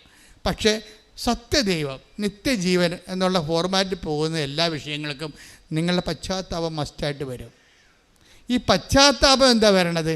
അപ്പം നിങ്ങൾ ആദ്യം ഉടമ്പെടുക്കുമ്പോൾ തന്നെ നിങ്ങൾ വാളും പരിചയം കൊണ്ടുവന്ന് കർത്താവിൻ്റെ അടുത്ത് വെക്കണം. നിങ്ങൾ വീട്ടിലെ വാളും പരിചയം അംഗമല്ലായിരുന്നോ? അല്ലേ? ആദ്യം ഇത് വാളും പരിചയം കൊണ്ട് വെക്കണം. ഇപ്പം നിങ്ങൾ വാളും പരിചയം കൊണ്ട് അവൾ നല്ല വെട്ടിയപ്പോഴാണല്ലോ ഇപ്പോൾ വക്കീലിൻ്റെ അടുത്ത് കൊടുത്തിരിക്കണത്. നിങ്ങളുടെ വാളും പരിചയമൊക്കെ വക്കീൽ വെട്ടിക്കൊള്ളാൻ പറയും. എന്നിട്ട് ജഡ്ജി തീരുമാനിക്കട്ടെ ആര് ജയിച്ചെന്ന് പറയും. നിങ്ങൾ വിചാരിച്ച കോടതിയിൽ നിങ്ങളുടെ വിഷയങ്ങൾ ചെല്ലണത് തന്നെ നിങ്ങൾക്ക് നാണക്കേടാണെന്ന്. എന്താ കാര്യം? നിങ്ങൾ ജയിച്ചാൽ ഓന്തോടിയാൽ വെയിലി വരെ, ചെമ്മീൻ ചാടിയാൽ ചട്ടി വരെ. എത്രയേ ഉള്ളൂ. നിങ്ങൾ ജയിച്ചാൽ എത്ര കൊല്ലത്തേക്ക് ജയിക്കാൻ പറ്റും? നിങ്ങൾക്ക് ഈ ജീവിതത്തെ മാത്രം ജയിക്കാൻ പറ്റും. മേ ബി ഒരു 40 കൊല്ലമാണ് മാക്സിമം. അത് കഴിയുമ്പോൾ കൊമ്പും കോലൊക്കെ മുക്കിന്നും വായിന്നൊക്കെ കൊമ്പും കോലും ഇട്ടിട്ട് സൂപ്പർ സ്പെഷ്യാലിറ്റി ഹോസ്പിറ്റൽ ഉണ്ടാവില്ല. അതിപ്പോൾ ഞാനായാലും നീയായാലും എപ്പോഴും നമ്മൾ ശ്രദ്ധിക്കേണ്ട കാര്യം വെച്ച് കഴിഞ്ഞാൽ ഈ കൊച്ചു ജീവിതത്തിന് വേണ്ടി നീ ദൈവത്തെ ഉടനെ തള്ളിപ്പറയുകയാണ്, ദൈവത്തിൻ്റെ വചനത്തെ തള്ളിപ്പറയുകയാണ്. അവിശ്വാസിയായ ഭർത്താവ് ഭാര്യ മുഖേന വിശുദ്ധീകരിക്കപ്പെടും, നേരെ മറിച്ച് സംഭവിക്കും. ഉടമ്പടി എടുക്കുമ്പോൾ നീ ഒരു തുറന്ന മനോഭാവം ആദ്യം, ദൈവമേ എവിടെയാണ് തെറ്റെന്നറിയത്തില്ല, നമുക്കറിയാം ഞാൻ എവിടെയാണ് തെറ്റെന്നറിയത്തില്ല. ഇപ്പം നിങ്ങൾക്കറിയാമല്ലോ, ഇപ്പോൾ 2 മക്കളേ ഉള്ളൂ. പണ്ട് 10 മക്കളൊക്കെ ഉണ്ടായിരുന്ന സമയത്ത് തട്ടിമുട്ടിയാലും ആരും മൈൻഡ് ചെയ്യത്തില്ല, തനത് എഴുന്നേറ്റ് പോകും. ഇപ്പം പിള്ളേർ വീണ് കഴിഞ്ഞാൽ അവിടെ തന്നെ കിടന്ന് കാറും, നിലവിളിച്ചില്ലെങ്കിൽ അവരവിടുത്തെ എടുത്ത് അവിടെ കിടന്ന് 1 വയസ്സുകാരൻ്റെ കൊച്ചാണ് ശരി, അവിടെ കിടന്ന് വേണമെങ്കിൽ കിട്ടിയ സാധനം എടുത്ത് നമുക്ക് എറിയും. കാര്യം പണ്ട് 10-12 പിള്ളേരുണ്ടായപ്പോൾ നമുക്ക് പ്രശ്നമില്ല, വീണ് എഴുന്നേറ്റ് പോകും. ആര് മൈൻഡ് ചെയ്യാനാണ്? ഇപ്പം മൈൻഡ് ചെയ്യാൻ ആളുള്ള കാരണം കുഞ്ഞുനാൾ മുതലേ ഭയങ്കര പൊസസീവാണ് ആൾക്കാർ, ഒന്നും ഉൾക്കൊള്ളാൻ പറ്റത്തില്ല. അതുകൊണ്ട് ഇവിടെ വന്ന് കയറുമ്പോൾ തന്നെ അല്ലെങ്കിൽ അവളല്ലെങ്കിൽ അവൻ, അവളുടെ അല്ലെങ്കിൽ അവൻ്റെ കുറ്റങ്ങളാണ് ആദ്യം എഴുന്നള്ളിക്കണത്. അപ്പോൾ അതോടുകൂടി വീട്ടുകാരെന്ത് ചെയ്യും? വീട്ടുകാർ എന്നാൽ നീ ഇങ്ങോട്ട് പോരാൻ പറയും, അമ്മ പറയും. അപ്പോൾ ആ തള്ള എന്നോട് അങ്ങനെ കാണിച്ചു, അവിടെ പോന്നൊക്കെ കൊടുത്തിട്ട് പോരാൻ പറയും. ഇയാളും വന്ന് ഉടമ്പടി എടുത്തിട്ടുണ്ട്, അതാ പ്രശ്നം. ആ ആളും വന്ന് ഉടമ്പടി എടുത്തിട്ടുണ്ട്. അപ്പം നിങ്ങൾ എങ്ങനെയാണ് അധപ്പതിച്ചതെന്ന് ആദ്യം എവിടുന്നാണ് തുടങ്ങിയത്? എങ്ങനെയാണ് നിങ്ങൾ അധപ്പതിക്കാൻ കാരണം? അതായത് അവർ വർഷങ്ങൾ പിരിഞ്ഞിരുന്ന ആൾക്കാർ ഉടമ്പടി എടുത്തപ്പോൾ അമ്മ 2 പേരെയും കൂട്ടി യോജിപ്പിച്ച് കുഞ്ഞിനെയും കൊടുത്ത് പരമസന്തോഷമായിട്ട് അവർ ജീവിക്കാൻ. അപ്പോഴേ അങ്ങനെ ദൈവത്തിൻ്റെ ഭാഗത്തുനിന്ന് അങ്ങനെ ഒരു ജീവിതം, നിനക്ക് സങ്കല്പിക്കാൻ പറ്റാത്തൊരു ജീവിതം ദൈവത്തിൻ്റെ കയ്യിലുണ്ട്. നിനക്കത് വേണ്ട. നിൻ്റെ ജീവിത പങ്കാളിക്ക് ഇന്ന കുഴപ്പങ്ങളുണ്ട്, രഹസ്യമായ കുഴപ്പമാകാം, ചെറുത് പരസ്യമായ കുഴപ്പമാകാം. അതുകൊണ്ട് പുതിയ ഒരു ഉരുപ്പടിനെ കിട്ടിയാൽ കൊള്ളാവുന്നതിൻ്റെ മനസ്സിൽ രഹസ്യ അജണ്ട ഉണ്ടാകും. മനസ്സിലായില്ലേ? അപ്പം അതുകൊണ്ട് അതൊക്കെ ദൈവത്തിന് അറിയാമല്ലോ, നിൻ്റെ ഉദ്ദേശം ചിലപ്പോൾ വേറെ ആയിരിക്കുമെന്ന് അറിയാമല്ലോ. അത് വളരെ മനുഷ്യൻ്റെ പുറത്ത് പറയാൻ കൊള്ളാത്ത ഉദ്ദേശമായിരിക്കും നിൻ്റെ മനസ്സിലുള്ളതെന്ന് ദൈവത്തിന് അറിയാം. ഇത് വെച്ചുകൊണ്ട് ഉടമ്പടി ചെയ്താൽ ആദ്യം ചെയ്യേണ്ടത്, കർത്താവേ എൻ്റെ ഹൃദയ വിചാരങ്ങൾ നിനക്കറിയാം. ഹൃദയ വിചാരം എന്ന് പറഞ്ഞാൽ നിസ്സാര കാര്യമൊന്നുമല്ല. ഒരു കോടതിയിലും ഹൃദയ വിചാരണ ചെയ്യപ്പെടത്തില്ല. പക്ഷേ ദൈവത്തിൻ്റെ തിരുസ്ഥിതി, take the bed of God, ഹൃദയ വിചാരങ്ങൾ. 139 സങ്കീർത്തനം 2. ശ്രുതിക്കട്ടെ. ഹല്ലേലൂയ ഹല്ലേലൂയ ഹല്ലേലൂയ ഹല്ലേലൂയ. യേശുവേ നന്ദി നന്ദി. ഹല്ലേലൂയ ഹല്ലേലൂയ ഹല്ലേലൂയ ഹല്ലേലൂയ. യേശുവേ സ്തുതി. ഹല്ലേലൂയ. 139 സങ്കീർത്തനം 2-ാം തിരുവചനം. ഞാൻ ഇരിക്കുന്നതും എഴുന്നേൽക്കുന്നതും അവിടുന്ന് അറിയുന്നു. ഞാൻ ഇരിക്കുന്നതും എഴുന്നേൽക്കുന്നതും അവിടുന്ന് അറിയുന്നു. ഞാൻ ഇരിക്കുന്നതും എഴുന്നേൽക്കുന്നതും അവിടുന്ന് അറിയുന്നു. എന്റെ വിചാരങ്ങൾ അവിടുന്ന് അകലെ നിന്ന് മനസ്സിലാക്കുന്നു. ഇവിടെയാണ് പ്രശ്നം വരാൻ പോണത്. നിങ്ങളിപ്പോൾ ഈ വിഷയം കൊണ്ട് ഉദ്ദേശിക്കുന്നത് എന്താണെന്ന്, നിങ്ങളുടെ മനസ്സിലിരിപ്പ് എന്താണെന്ന് ദൈവത്തിന് അറിയാം. നിങ്ങളിപ്പോൾ 5 സെൻറ്റ് സ്ഥലം മേടിക്കണമെന്ന് ഞാൻ പറഞ്ഞില്ലേ? 5 സെൻറ്റ് സ്ഥലം മേടിക്കുമ്പോൾ നിങ്ങൾ ചോദിക്കണം എന്താണ്? അച്ഛൻ നേരത്തെ പറഞ്ഞ എക്സാമ്പിളാണിത്. എന്താണ് നിങ്ങൾ ചോദിക്കണം? മൂത്ത മകനെയും മകളെ അങ്ങോട്ട് മാറ്റി താമസിപ്പിക്കണമെന്നാണ് നിങ്ങൾ ഉദ്ദേശിക്കുന്നത്. പക്ഷേ നിങ്ങൾ ഉദ്ദേശിക്കുന്നത് അതല്ല. നിങ്ങൾ ഉദ്ദേശിക്കുന്നത് ആ സ്ഥലം മേടിച്ചില്ലെങ്കിൽ അവിടെ കൂടി വീടിൻ്റെ പുറകിലുള്ള ആൾക്കാർ റോഡിടുക മാത്രമല്ല, വീട്ടിലുള്ളവൻ കയറി അവിടെ നമ്മളെക്കാൾ വലിയ വീട് വെച്ച് അവിടെ താമസിക്കുക നമുക്ക് സഹിക്കാൻ പറ്റത്തില്ല. അതാണ് ഹൃദയ വിചാരം എന്ന് പറയുന്നത്. ഉടമ്പടിയിൽ എല്ലാത്തിനും രഹസ്യ അജണ്ടകളുണ്ട്. രഹസ്യ അജണ്ടകളുമായിട്ടൊരു സംഭവം ഇട്ടാൽ ഉപ്പിരിക്കുന്ന കുടം ഉടയണ പോലെ നീ ഉടയും.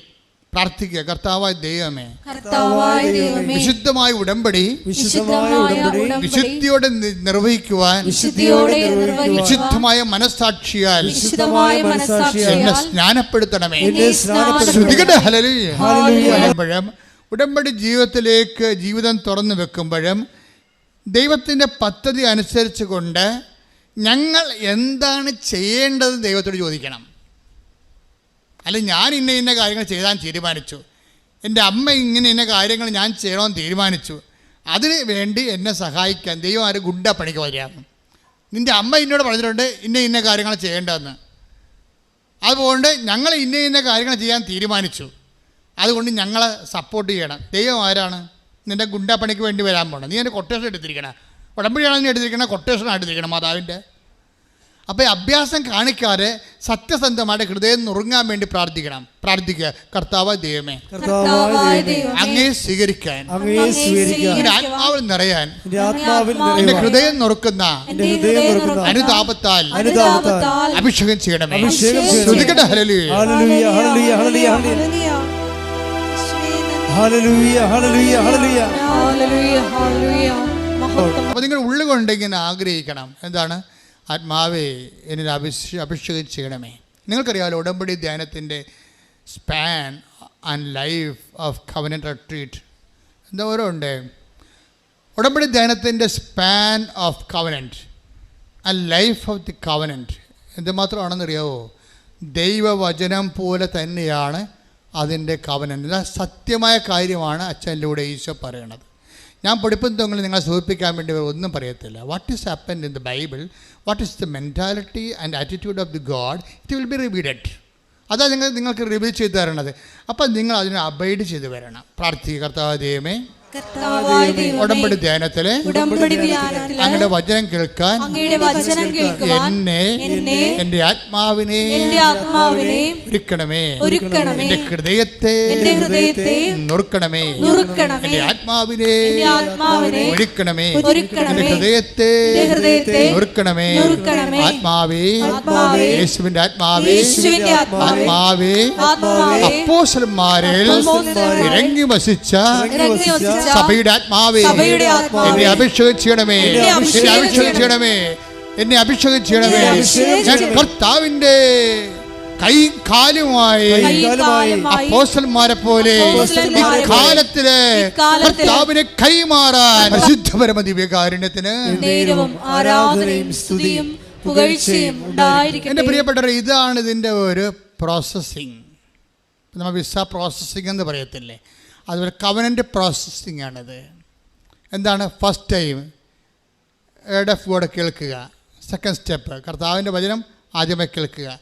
രണ്ടാമത്തെ സ്റ്റെപ്പ് എന്താണ്? ഹൃദയം നുറങ്ങണം. കർത്താവിൻ്റെ വചനം കേട്ടിട്ട് വചനത്തെ അനുപേക്ഷണമായിട്ട് യോഹന്നാൻ 15:3 വർക്കൗട്ട് ചെയ്യണം. Take the bed of God. Hallelujah. Hallelujah. Hallelujah. Hallelujah. Hallelujah. യേശുവേ നന്ദി. Hallelujah. Hallelujah. യോഹന്നാൻ 15:3. യോഹന്നാൻ 15:3.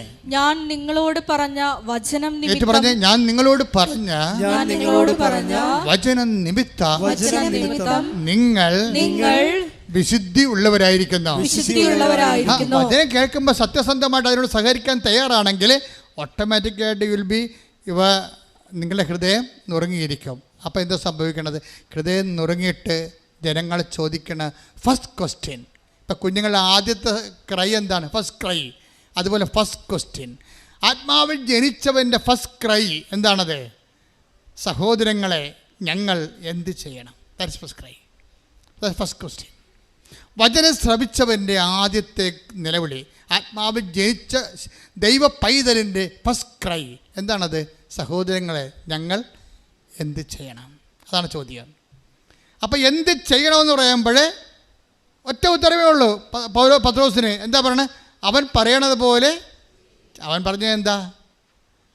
പർക്കോസിന്റെ 1:15 ശ്രദ്ധിക്കട്ടെ. ഹല്ലേലൂയ. ഹല്ലേലൂയ. ഹല്ലേലൂയ. ഹല്ലേലൂയ. യേശുവേ നന്ദി. ഹല്ലേലൂയ. അവൻ പറഞ്ഞു. മർക്കോസ് 1:15. അവൻ പറഞ്ഞു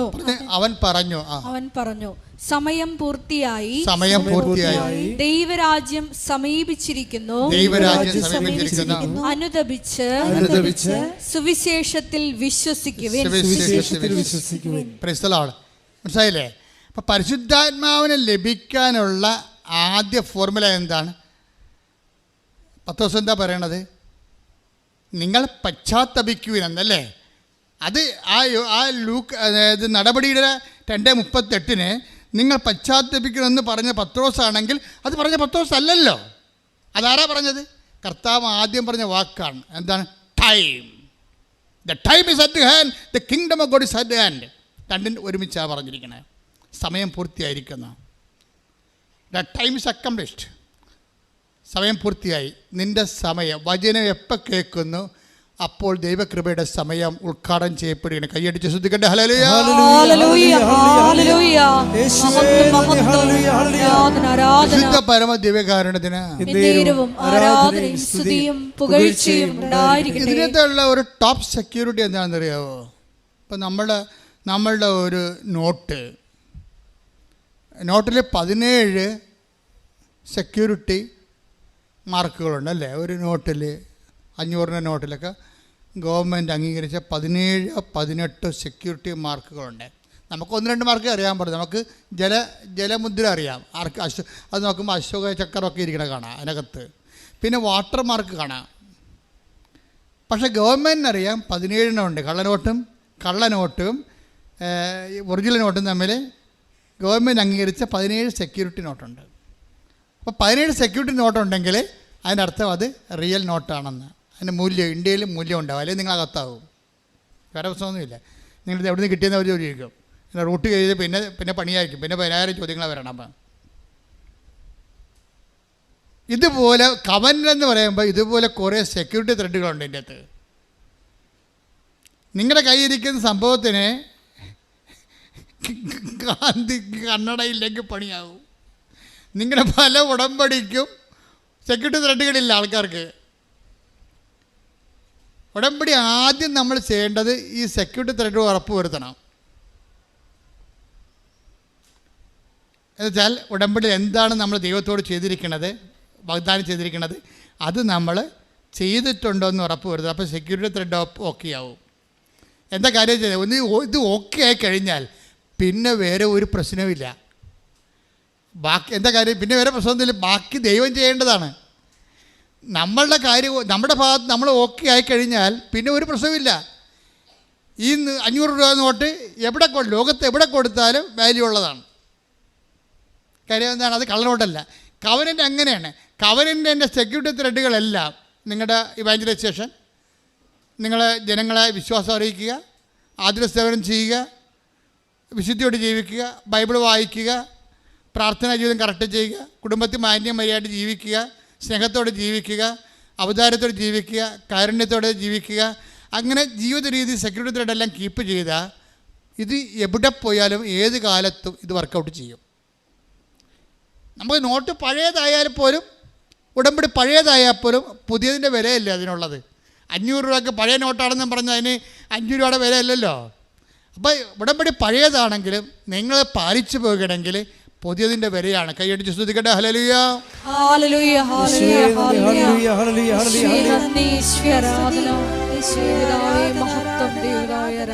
പരിശുദ്ധ പരമ ദിവ്യകാരുണ്യത്തിന് ആരാധനയും സ്തുതിയും പുകഴ്ചയും ഉണ്ടായിരിക്കട്ടെ.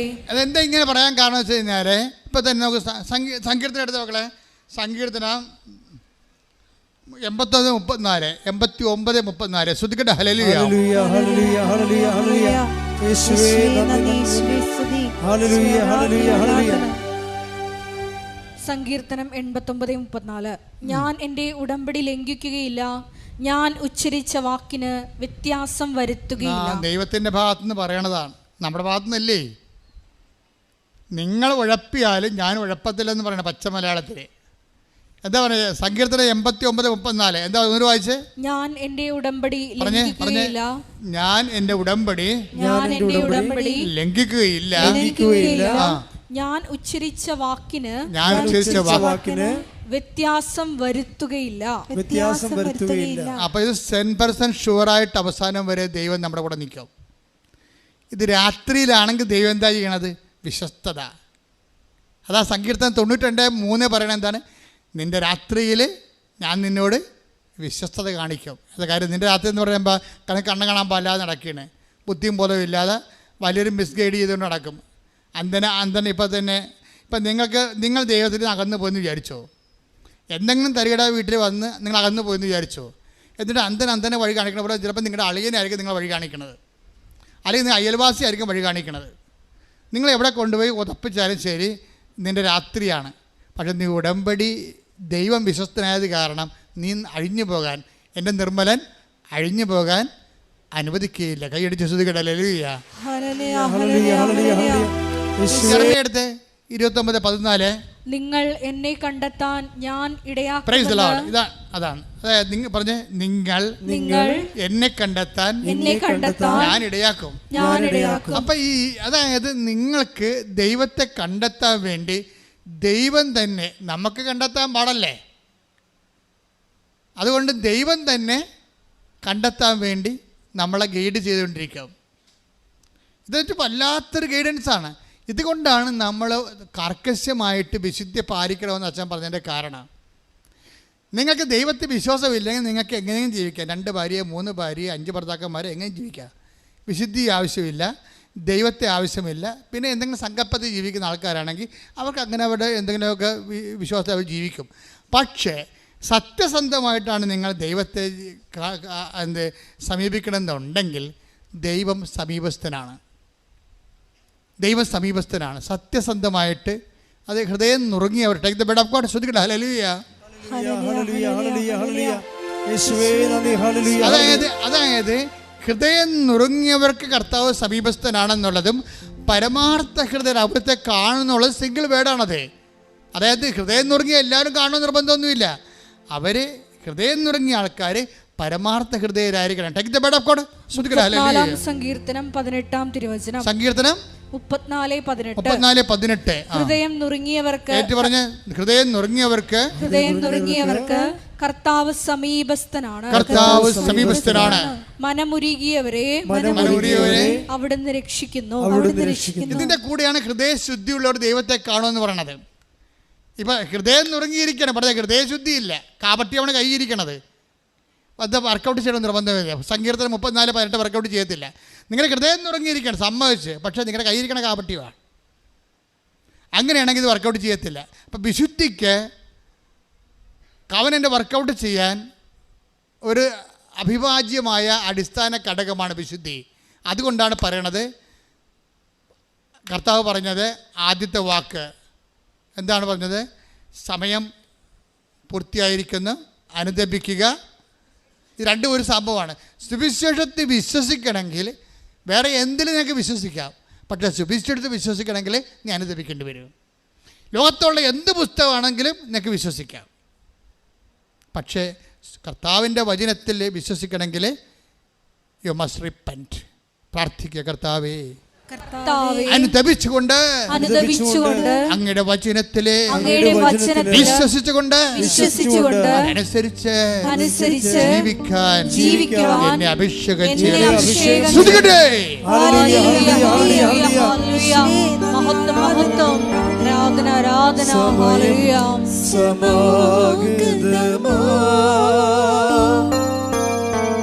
സകലരും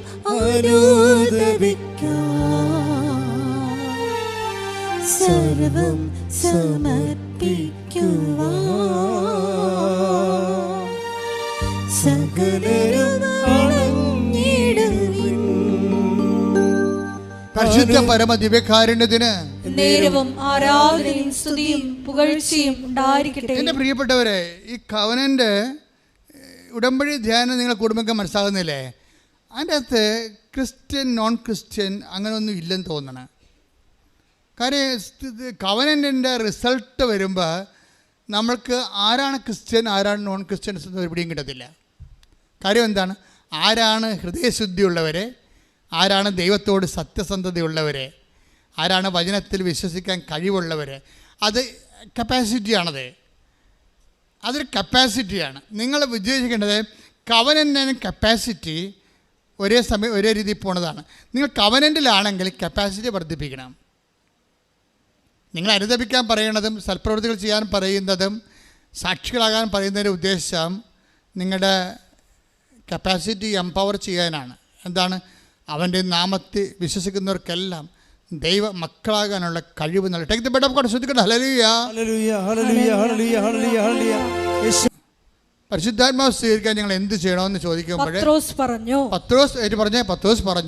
പത്രോസ് പറഞ്ഞു നിങ്ങൾ പശ്ചാത്തപിക്കുവിൻ, പാപമോചനത്തിനായി എല്ലാവരും യേശുക്രിസ്തുവിന്റെ നാമത്തിൽ സ്നാനം സ്വീകരിക്കുവിൻ. പരിശുദ്ധാത്മാവിന്റെ ദാനം നിങ്ങൾക്ക് ലഭിക്കും. അപ്പൊ ഈ സ്നാനം എല്ലാവർക്കും സ്വീകരിക്കാൻ പറ്റുമോ? നിങ്ങൾക്കിപ്പോൾ സ്നാനം സ്വീകരിച്ചു കഴിഞ്ഞാൽ ഉടനെ അതൊരു മതപരിവർത്തനമായിട്ട് മാറും. സ്വാഭാവികമായിട്ട് ആ റിസ്ക് ഒക്കെ എടുത്തിട്ട് സ്വന്തമായിട്ട് സ്വീകരിക്കുന്ന ആൾക്കാരുണ്ട്. ആ വിഷയം നമുക്ക് നമ്മളുടെ പെർസ്പെക്റ്റീവിൽ ലക്ഷ്യങ്ങൾ വരുന്ന വിഷയമല്ല. പക്ഷേ നമ്മുടെ ലക്ഷ്യങ്ങൾ വരുന്ന ഒരു വിഷയമുണ്ട്. എന്താ വിഷയമെന്ന് വെച്ച് കഴിഞ്ഞാൽ, ഈ സ്നാനം നമുക്ക് പള്ളിയുടെയും മതത്തിൻ്റെയും ഭാഗമല്ലാതെ ഒരു പൊതു സ്നാനമായിട്ട് സ്വീകരിക്കാൻ പറ്റും. എങ്ങനെയാണ്? നമുക്ക് പരിശുദ്ധാത്മാ കിട്ടുകയല്ലേ പ്രധാനപ്പെട്ട വിഷയം. പരിശുദ്ധാത്മാ നിത്യയുടെ മുദ്രയല്ലേ നമ്മുടെ കയ്യിലുള്ളത്. അപ്പോൾ നമുക്ക് എന്താ ചെയ്യാൻ പറ്റണത്? ഈ സ്നാനം എന്ന് പറയണത് എന്താ? കർത്താവ് എന്താ പറഞ്ഞിരിക്കുന്നത്? 12:50 എടുത്തേ. ലൂക്ക 12:50. ലൂക്ക 12:50. എനിക്ക് ഒരു സ്നാനം സ്വീകരിക്കാനുണ്ട്. പറഞ്ഞ എന്താണ്? എനിക്ക് ഒരു സ്നാനം സ്വീകരിക്കാനുണ്ട്.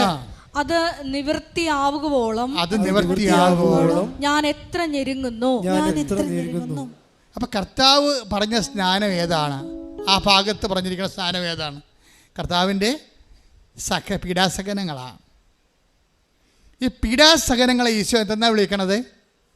സ്നാനം എന്നാണ് വിളിച്ചിരിക്കുന്നത്. പിടിയാ, ഈ സ്നാനം നിൻ്റെ കുടുംബത്തിലെ പീഡാസഹനങ്ങൾ, നിൻ്റെ കുടുംബത്തിൻ്റെ രോഗമാകാം, നിൻ്റെ കുടുംബത്തിൻ്റെ ചിലപ്പോൾ നിരാകരിക്കപ്പെട്ട അവസ്ഥയാകാം, നീ കടന്നു പോകുന്ന എല്ലാ മേഖലയിലൂടെയും കർത്താവ് കടന്നു പോയതാണ്.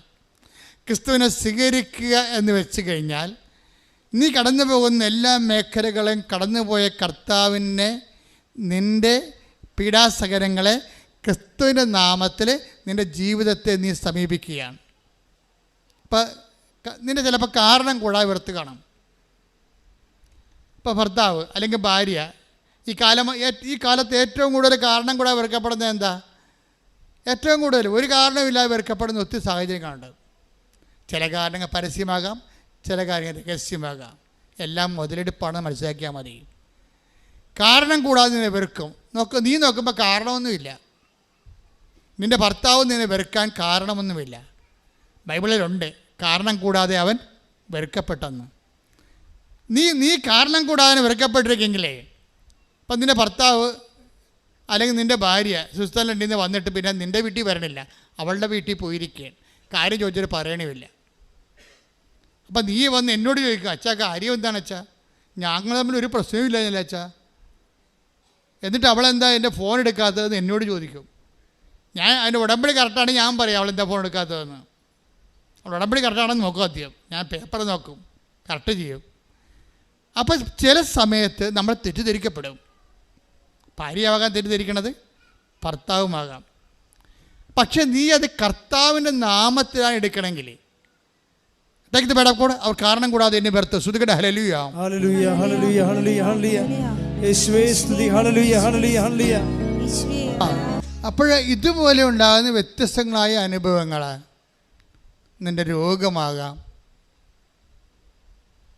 ഇപ്പം നമ്മുടെ രോഗങ്ങളാണ് അവൻ ചുമന്നത് എന്ന് പറയുന്നത്, നമ്മുടെ പാപങ്ങളാണ് അവൻ ചുമന്നത്, നമ്മുടെ ഭാരങ്ങളാണ് അവൻ വഹിച്ചത്. ഐസയ 53:7 ഇങ്ങനെ ജീവിതത്തിൻ്റെ ഓരോ കഷ്ടപ്പാടുകൾ, ഭാരങ്ങൾ, തെറ്റിദ്ധാരണകൾ, സംശയങ്ങൾ, നമ്മൾ അനുഭവിക്കുന്ന മാനസിക സംഘർഷങ്ങൾ, when you take the name Jesus Christ U receive Jesus. നിങ്ങൾ കർത്താവിൻ്റെ നാമത്തിലെടുത്താൽ കർത്താവിനെ സ്നാനപ്പെടുന്ന പോലെയാകും. മനസ്സിലായില്ലേ? നിൻ്റെ വേദന, നിൻ്റെ രോഗം, നിൻ്റെ പീഡ, നീ അനുഭവിക്കുന്ന തെറ്റിദ്ധാരണ, നീ അനുഭവിക്കുന്ന സംശയ രോഗങ്ങൾ, അത് നിൻ്റെ കർത്താവിൻ്റെ നാമത്തിൽ ഞാൻ സ്വീകരിക്കണം എന്ന് പറഞ്ഞാൽ നോ കംപ്ലൈൻറ്റ്. പിന്നെ നിനക്ക് കംപ്ലൈൻറ്റ് ഉണ്ടാകാൻ പാടില്ല. കർത്താവിൻ്റെ നാമത്തിൽ സ്വീകരിക്കണം എന്ന് പറഞ്ഞാൽ അവനിട്ട് പോയി ചവിട്ടരുത് നീ. പക്ഷേ കർത്താവിൻ്റെ നാമത്തിൽ സ്വീകരിക്കണം എന്ന് പറഞ്ഞാൽ പിന്നെ ഉടനെ മരിയൻ ഫോർമാറ്റിലേക്ക് നിൻ്റെ ജീവിതം ക്രമീകരിക്കും. എന്താണ്? അമ്മയ്ക്ക് കിട്ടിയ എല്ലാ സഹനങ്ങളും ദൈവത്തിൻ്റെ നാമത്തിൽ സ്വീകരിക്കുന്ന കാരണം അമ്മ പിന്നെ എന്ത് ചെയ്യും? ഹൃദയത്തിൽ സംഭരിക്കും, മിണ്ടത്തില്ല. ഈ അക്കൗണ്ടിലേക്ക്, മരീൻ അക്കൗണ്ടിലേക്ക് ഇത് കരി ഓവർ ചെയ്യുമ്പോൾ ശ്രദ്ധിക്കേണ്ട കാര്യം മൗനമാണ്. പറഞ്ഞ മനസ്സിലായില്ലേ? നിൻ്റെ ഭർത്താവ്, നിൻ്റെ ഭാര്യ, അത് നിൻ്റെ അയൽവാസി, നിൻ്റെ ബന്ധുക്കൾ നിന്നെ വിഷമിപ്പിക്കുകയോ ഞെരുക്കുകയോ മനഃപൂർവ്വം ഏഷണി, പക, പരദൂഷണം നിന്നെ വിഷമിപ്പിക്കുകയും നിൻ്റെ വളർച്ചയെ മുരടിപ്പിക്കുകയും ചെയ്താൽ, when you take it in the name of Jesus Christ, you have baptized in the name of Jesus Christ. അത് നിൻ്റെ കർത്താവിൻ്റെ നാമത്തിൽ സ്വീകരിച്ചാൽ നീ യേശുവിൻ്റെ നാമത്തിൽ സ്നാനമേൽക്കുകയാണ്. യേശുവിൻ്റെ നാമത്തിൽ സ്നാനസ്ഥാനത്തിൻ്റെ ശരീരഭാഷ എന്താണ്? മൗനമാണ്. ഇടക്കിടന്ന് കാറകുകയല്ല. അമ്മയുടെ ജീവിതം നിത്യജ്ഞാനസ്ഥാനത്തിൻ്റെ ജീവിതമാണ്. എന്താ കാര്യം? എല്ലാ സഹനങ്ങളിലും ദൈവം സ്നാനപ്പെടുത്തുന്ന സമയമാണെന്ന് മനസ്സിലാക്കിക്കൊണ്ട് അമ്മ ഹൃദയത്തെ സംഗ്രഹിച്ച് മൗനമായിരിക്കും. ദൈവമല്ലേ കർത്താവ് നിന്നോട് സംസാരിക്കുകയാണ്. ഇപ്പോൾ എന്താ സംസാരിക്കണത്? നിൻ്റെ ജ്ഞാനസ്ഥാനങ്ങളിലെ നീ മൗനമായിരുന്നു കൊണ്ട് അമ്മയുടെ മധ്യസ്ഥത്തിലെ ഈശോ നിന്നെ രൂപപ്പെടാൻ വേണ്ടി കർത്താവിൻ്റെ നാമത്തിൽ നീ ഈറ്റുന്നവ അനുഭവിക്കാൻ വേണ്ടി ശ്രദ്ധിക്കട്ടെ.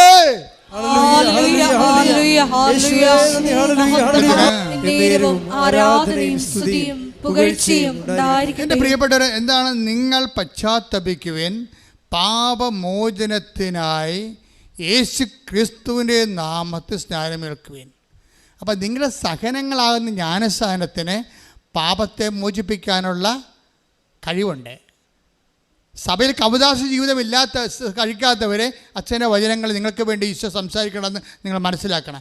എന്തെങ്കിലും പാപങ്ങൾ കുമ്പസാരിക്കാൻ പറ്റാത്ത സാഹചര്യമാണ് നിങ്ങൾക്കുള്ളത്, പക്ഷേ നിങ്ങൾക്ക് പാപാവസ്ഥയുണ്ട്. നിങ്ങൾ എന്താ ചെയ്യേണ്ടത്? നിങ്ങളുടെ സഹനങ്ങളെ കർത്താവിൻ്റെ ജ്ഞാനസ്ഥാനമായിട്ട് എടുത്തുകൊണ്ട് യേശുവിൻ്റെ നാമത്തിൽ കാഴ്ചവെച്ചുകൊണ്ട് എൻ്റെ പാപത്തിന് ഞാൻ എൻ്റെ സഹനം കൊണ്ട് പരിഹാരം ചെയ്തുകൊണ്ട് കർത്താവിനെ ആത്മാവിനെ സ്നാനപ്പെടുത്തുന്നത് പ്രാർത്ഥിച്ചുകൊണ്ട് സ്തുതിക്കട്ടെ.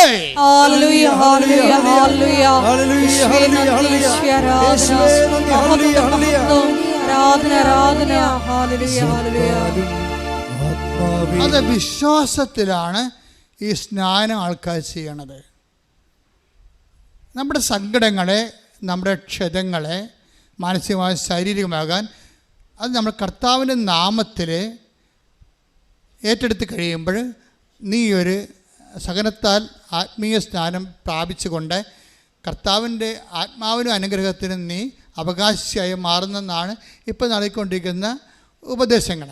അതായത് ഒരിക്കൽ നീ വിശ്വാസം സത്യസന്ധമാണെന്ന് പ്രഖ്യാപിച്ചു കഴിഞ്ഞാൽ ദൈവം ആരാണെന്ന്, ദൈവത്തിൻ്റെ നാമം എന്താണെന്ന്, യേശുവിൻ്റെ നാമത്തിൽ സ്നാനപ്പെട്ട് കഴിഞ്ഞാൽ ഉണ്ടാകുന്ന നിത്യസൗഖ്യം എന്താണെന്ന്, ശരീരസൗഖ്യം എന്താണെന്ന് നമ്മൾ തിരിച്ചറിയും. ഇതെന്ന് പറഞ്ഞാൽ ആരാണ്?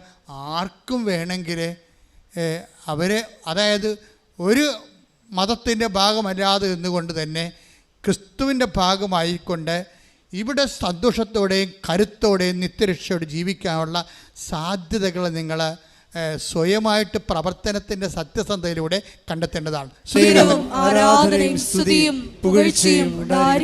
ഞാനിങ്ങനെ നിങ്ങളുടെ ഓരോ മനുഷ്യരുടെ അനുഭവങ്ങളിലൂടെയാണ് സുവിശേഷ വ്യാഖ്യാനിക്കുന്നത്. അപ്പം ഞാൻ പറഞ്ഞു നിങ്ങളോട് ഒരു മതത്തിൻ്റെ ഭാഗമാണെന്ന് നിങ്ങളോട് പറയും, അച്ഛൻ മതം ഉപേക്ഷിക്കാൻ പറഞ്ഞാൽ നിന്നെവർ.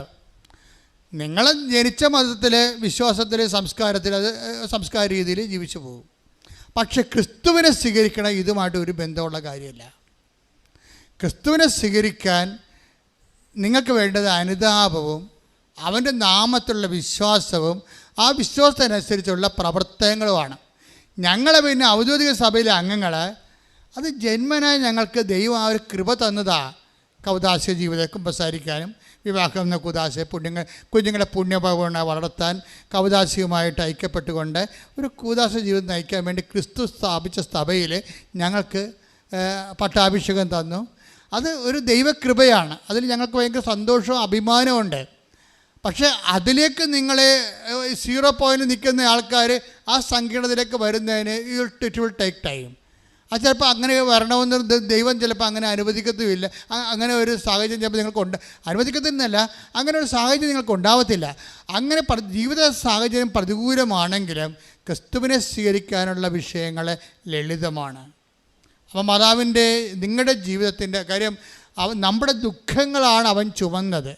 സകല മനുഷ്യർക്ക് വേണ്ടിയുള്ള സന്തോഷത്തിൻ്റെ സദ്വാർത്ത എന്ന് പറയുമ്പോൾ അത് ക്രിസ്ത്യാനികൾക്ക് വേണ്ടി മാത്രമുള്ളതല്ലെന്നാണ് ഞാനീ പറഞ്ഞതിൻ്റെ രത്ന ചുരുക്കം.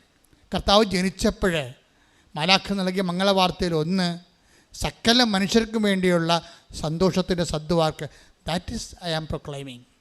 സുവിശേഷത്തിൽ മാലാഖ എന്നാണ് ഇടയന്മാരോട് പറഞ്ഞത്, യഹൂദന്മാരല്ലാത്തവരോട് പറഞ്ഞത്. എന്താ പറഞ്ഞത്? ഇത് ക്രിസ്തു സകല മനുഷ്യർക്ക് വേണ്ടിയുള്ള സന്തോഷത്തിൻ്റെ സദ്വാർത്ത. അതേ ഞാൻ പറഞ്ഞിട്ടുള്ളൂ. അതായത് ക്രിസ്തു സന്തോഷത്തിൻ്റെ സദ്വാർത്തയാണ്. ആ സന്തോഷം മാനവരാശിയുടെ അവകാശമാണ്. കൈയടിച്ച് സ്തുതിക്കട്ടെ. ഹല്ലേലൂയ. ഹല്ലേലൂയ, ഹല്ലേലൂയ, ഹല്ലേലൂയ. രോഗങ്ങളുണ്ടാകുന്ന രോഗങ്ങളെ സ്പർശിക്കണമേ. ഓരോ കോശങ്ങളെയും കർത്താവിൻ്റെ വിശുദ്ധമായ രക്തത്താൽ കഴുകണമേ. ഞരമ്പുകളെ കഴുകണമേ. വാതരോഗികള്, കിഡ്നി രോഗികള്, ഹൃദയരോഗികള്, തൊഴിൽ അസുഖങ്ങള്, തൊണ്ട അസുഖങ്ങളുള്ളത്, സ്പോണ്ടിലോസിസ് അസുഖമുള്ളവർ, തലച്ചോറിന് രോഗങ്ങളുള്ളവർ, ശ്വാസകോശങ്ങൾക്ക് രോഗങ്ങളുള്ളവർ, ബ്രസ്റ്റിന് രോഗങ്ങളുള്ളവർ, ഉദര രോഗങ്ങൾ, പാൻക്രിയാസ് രോഗങ്ങൾ, ശ്വാസകോശ രോഗങ്ങൾ, യേശു ക്രിസ്തുവിന്റെ ഉന്നതമായ നാമത്തില് മാറിപ്പോട്ടെ.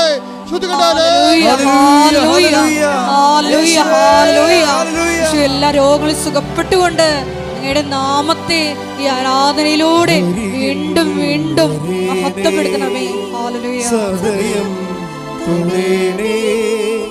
സുഖമായിടും എൻ്റെ ഉള്ളം അരികിൽ വരേണേ, സദയം തൊടേണേ, സുഖമായിടും എൻ്റെ ഉള്ളം. കൈകൾ രണ്ടും പിടച്ച് നെഞ്ചത്ത് വെക്കുക. ജീവിത വിഷയങ്ങൾക്ക് വേണ്ടി പ്രാർത്ഥിക്കുന്ന സമയമാണ്. ഓൺലൈനുള്ളവർ ശ്രദ്ധിക്കുക.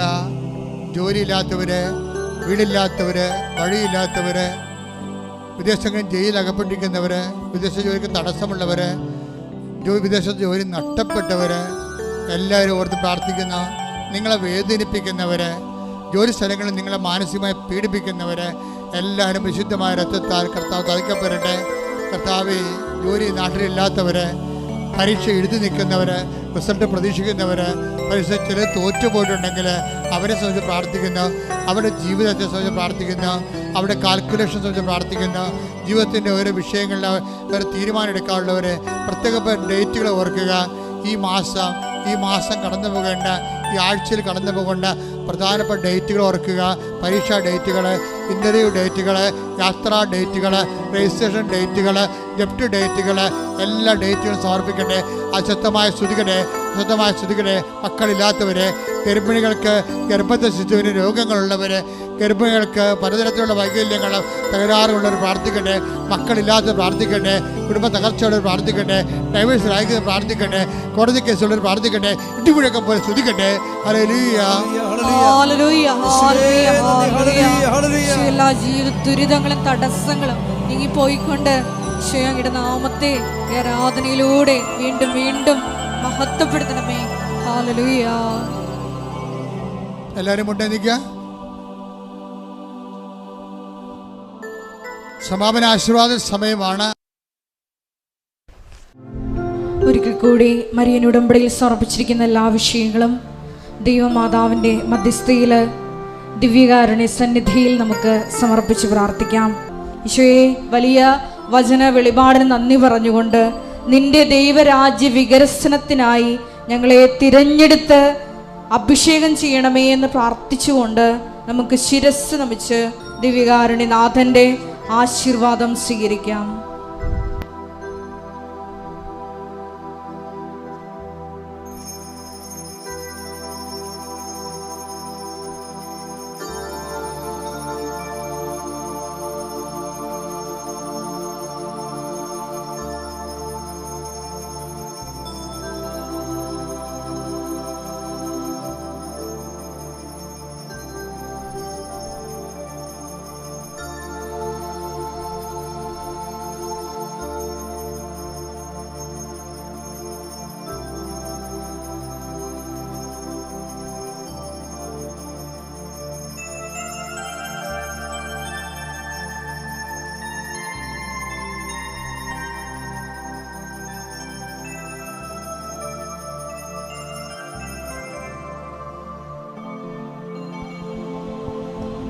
പരിശുദ്ധ പരമ ദിവ്യകാരുണ്യമേ, എന്നുമെന്നും അങ്ങേക്ക് ആരാധന. പരിശുദ്ധ പരമ ദിവ്യകാരുണ്യമേ, എന്നുമെന്നും അങ്ങേക്ക് ആരാധന.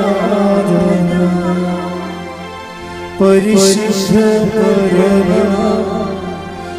ദിവ്യകാരുണ്യമേ,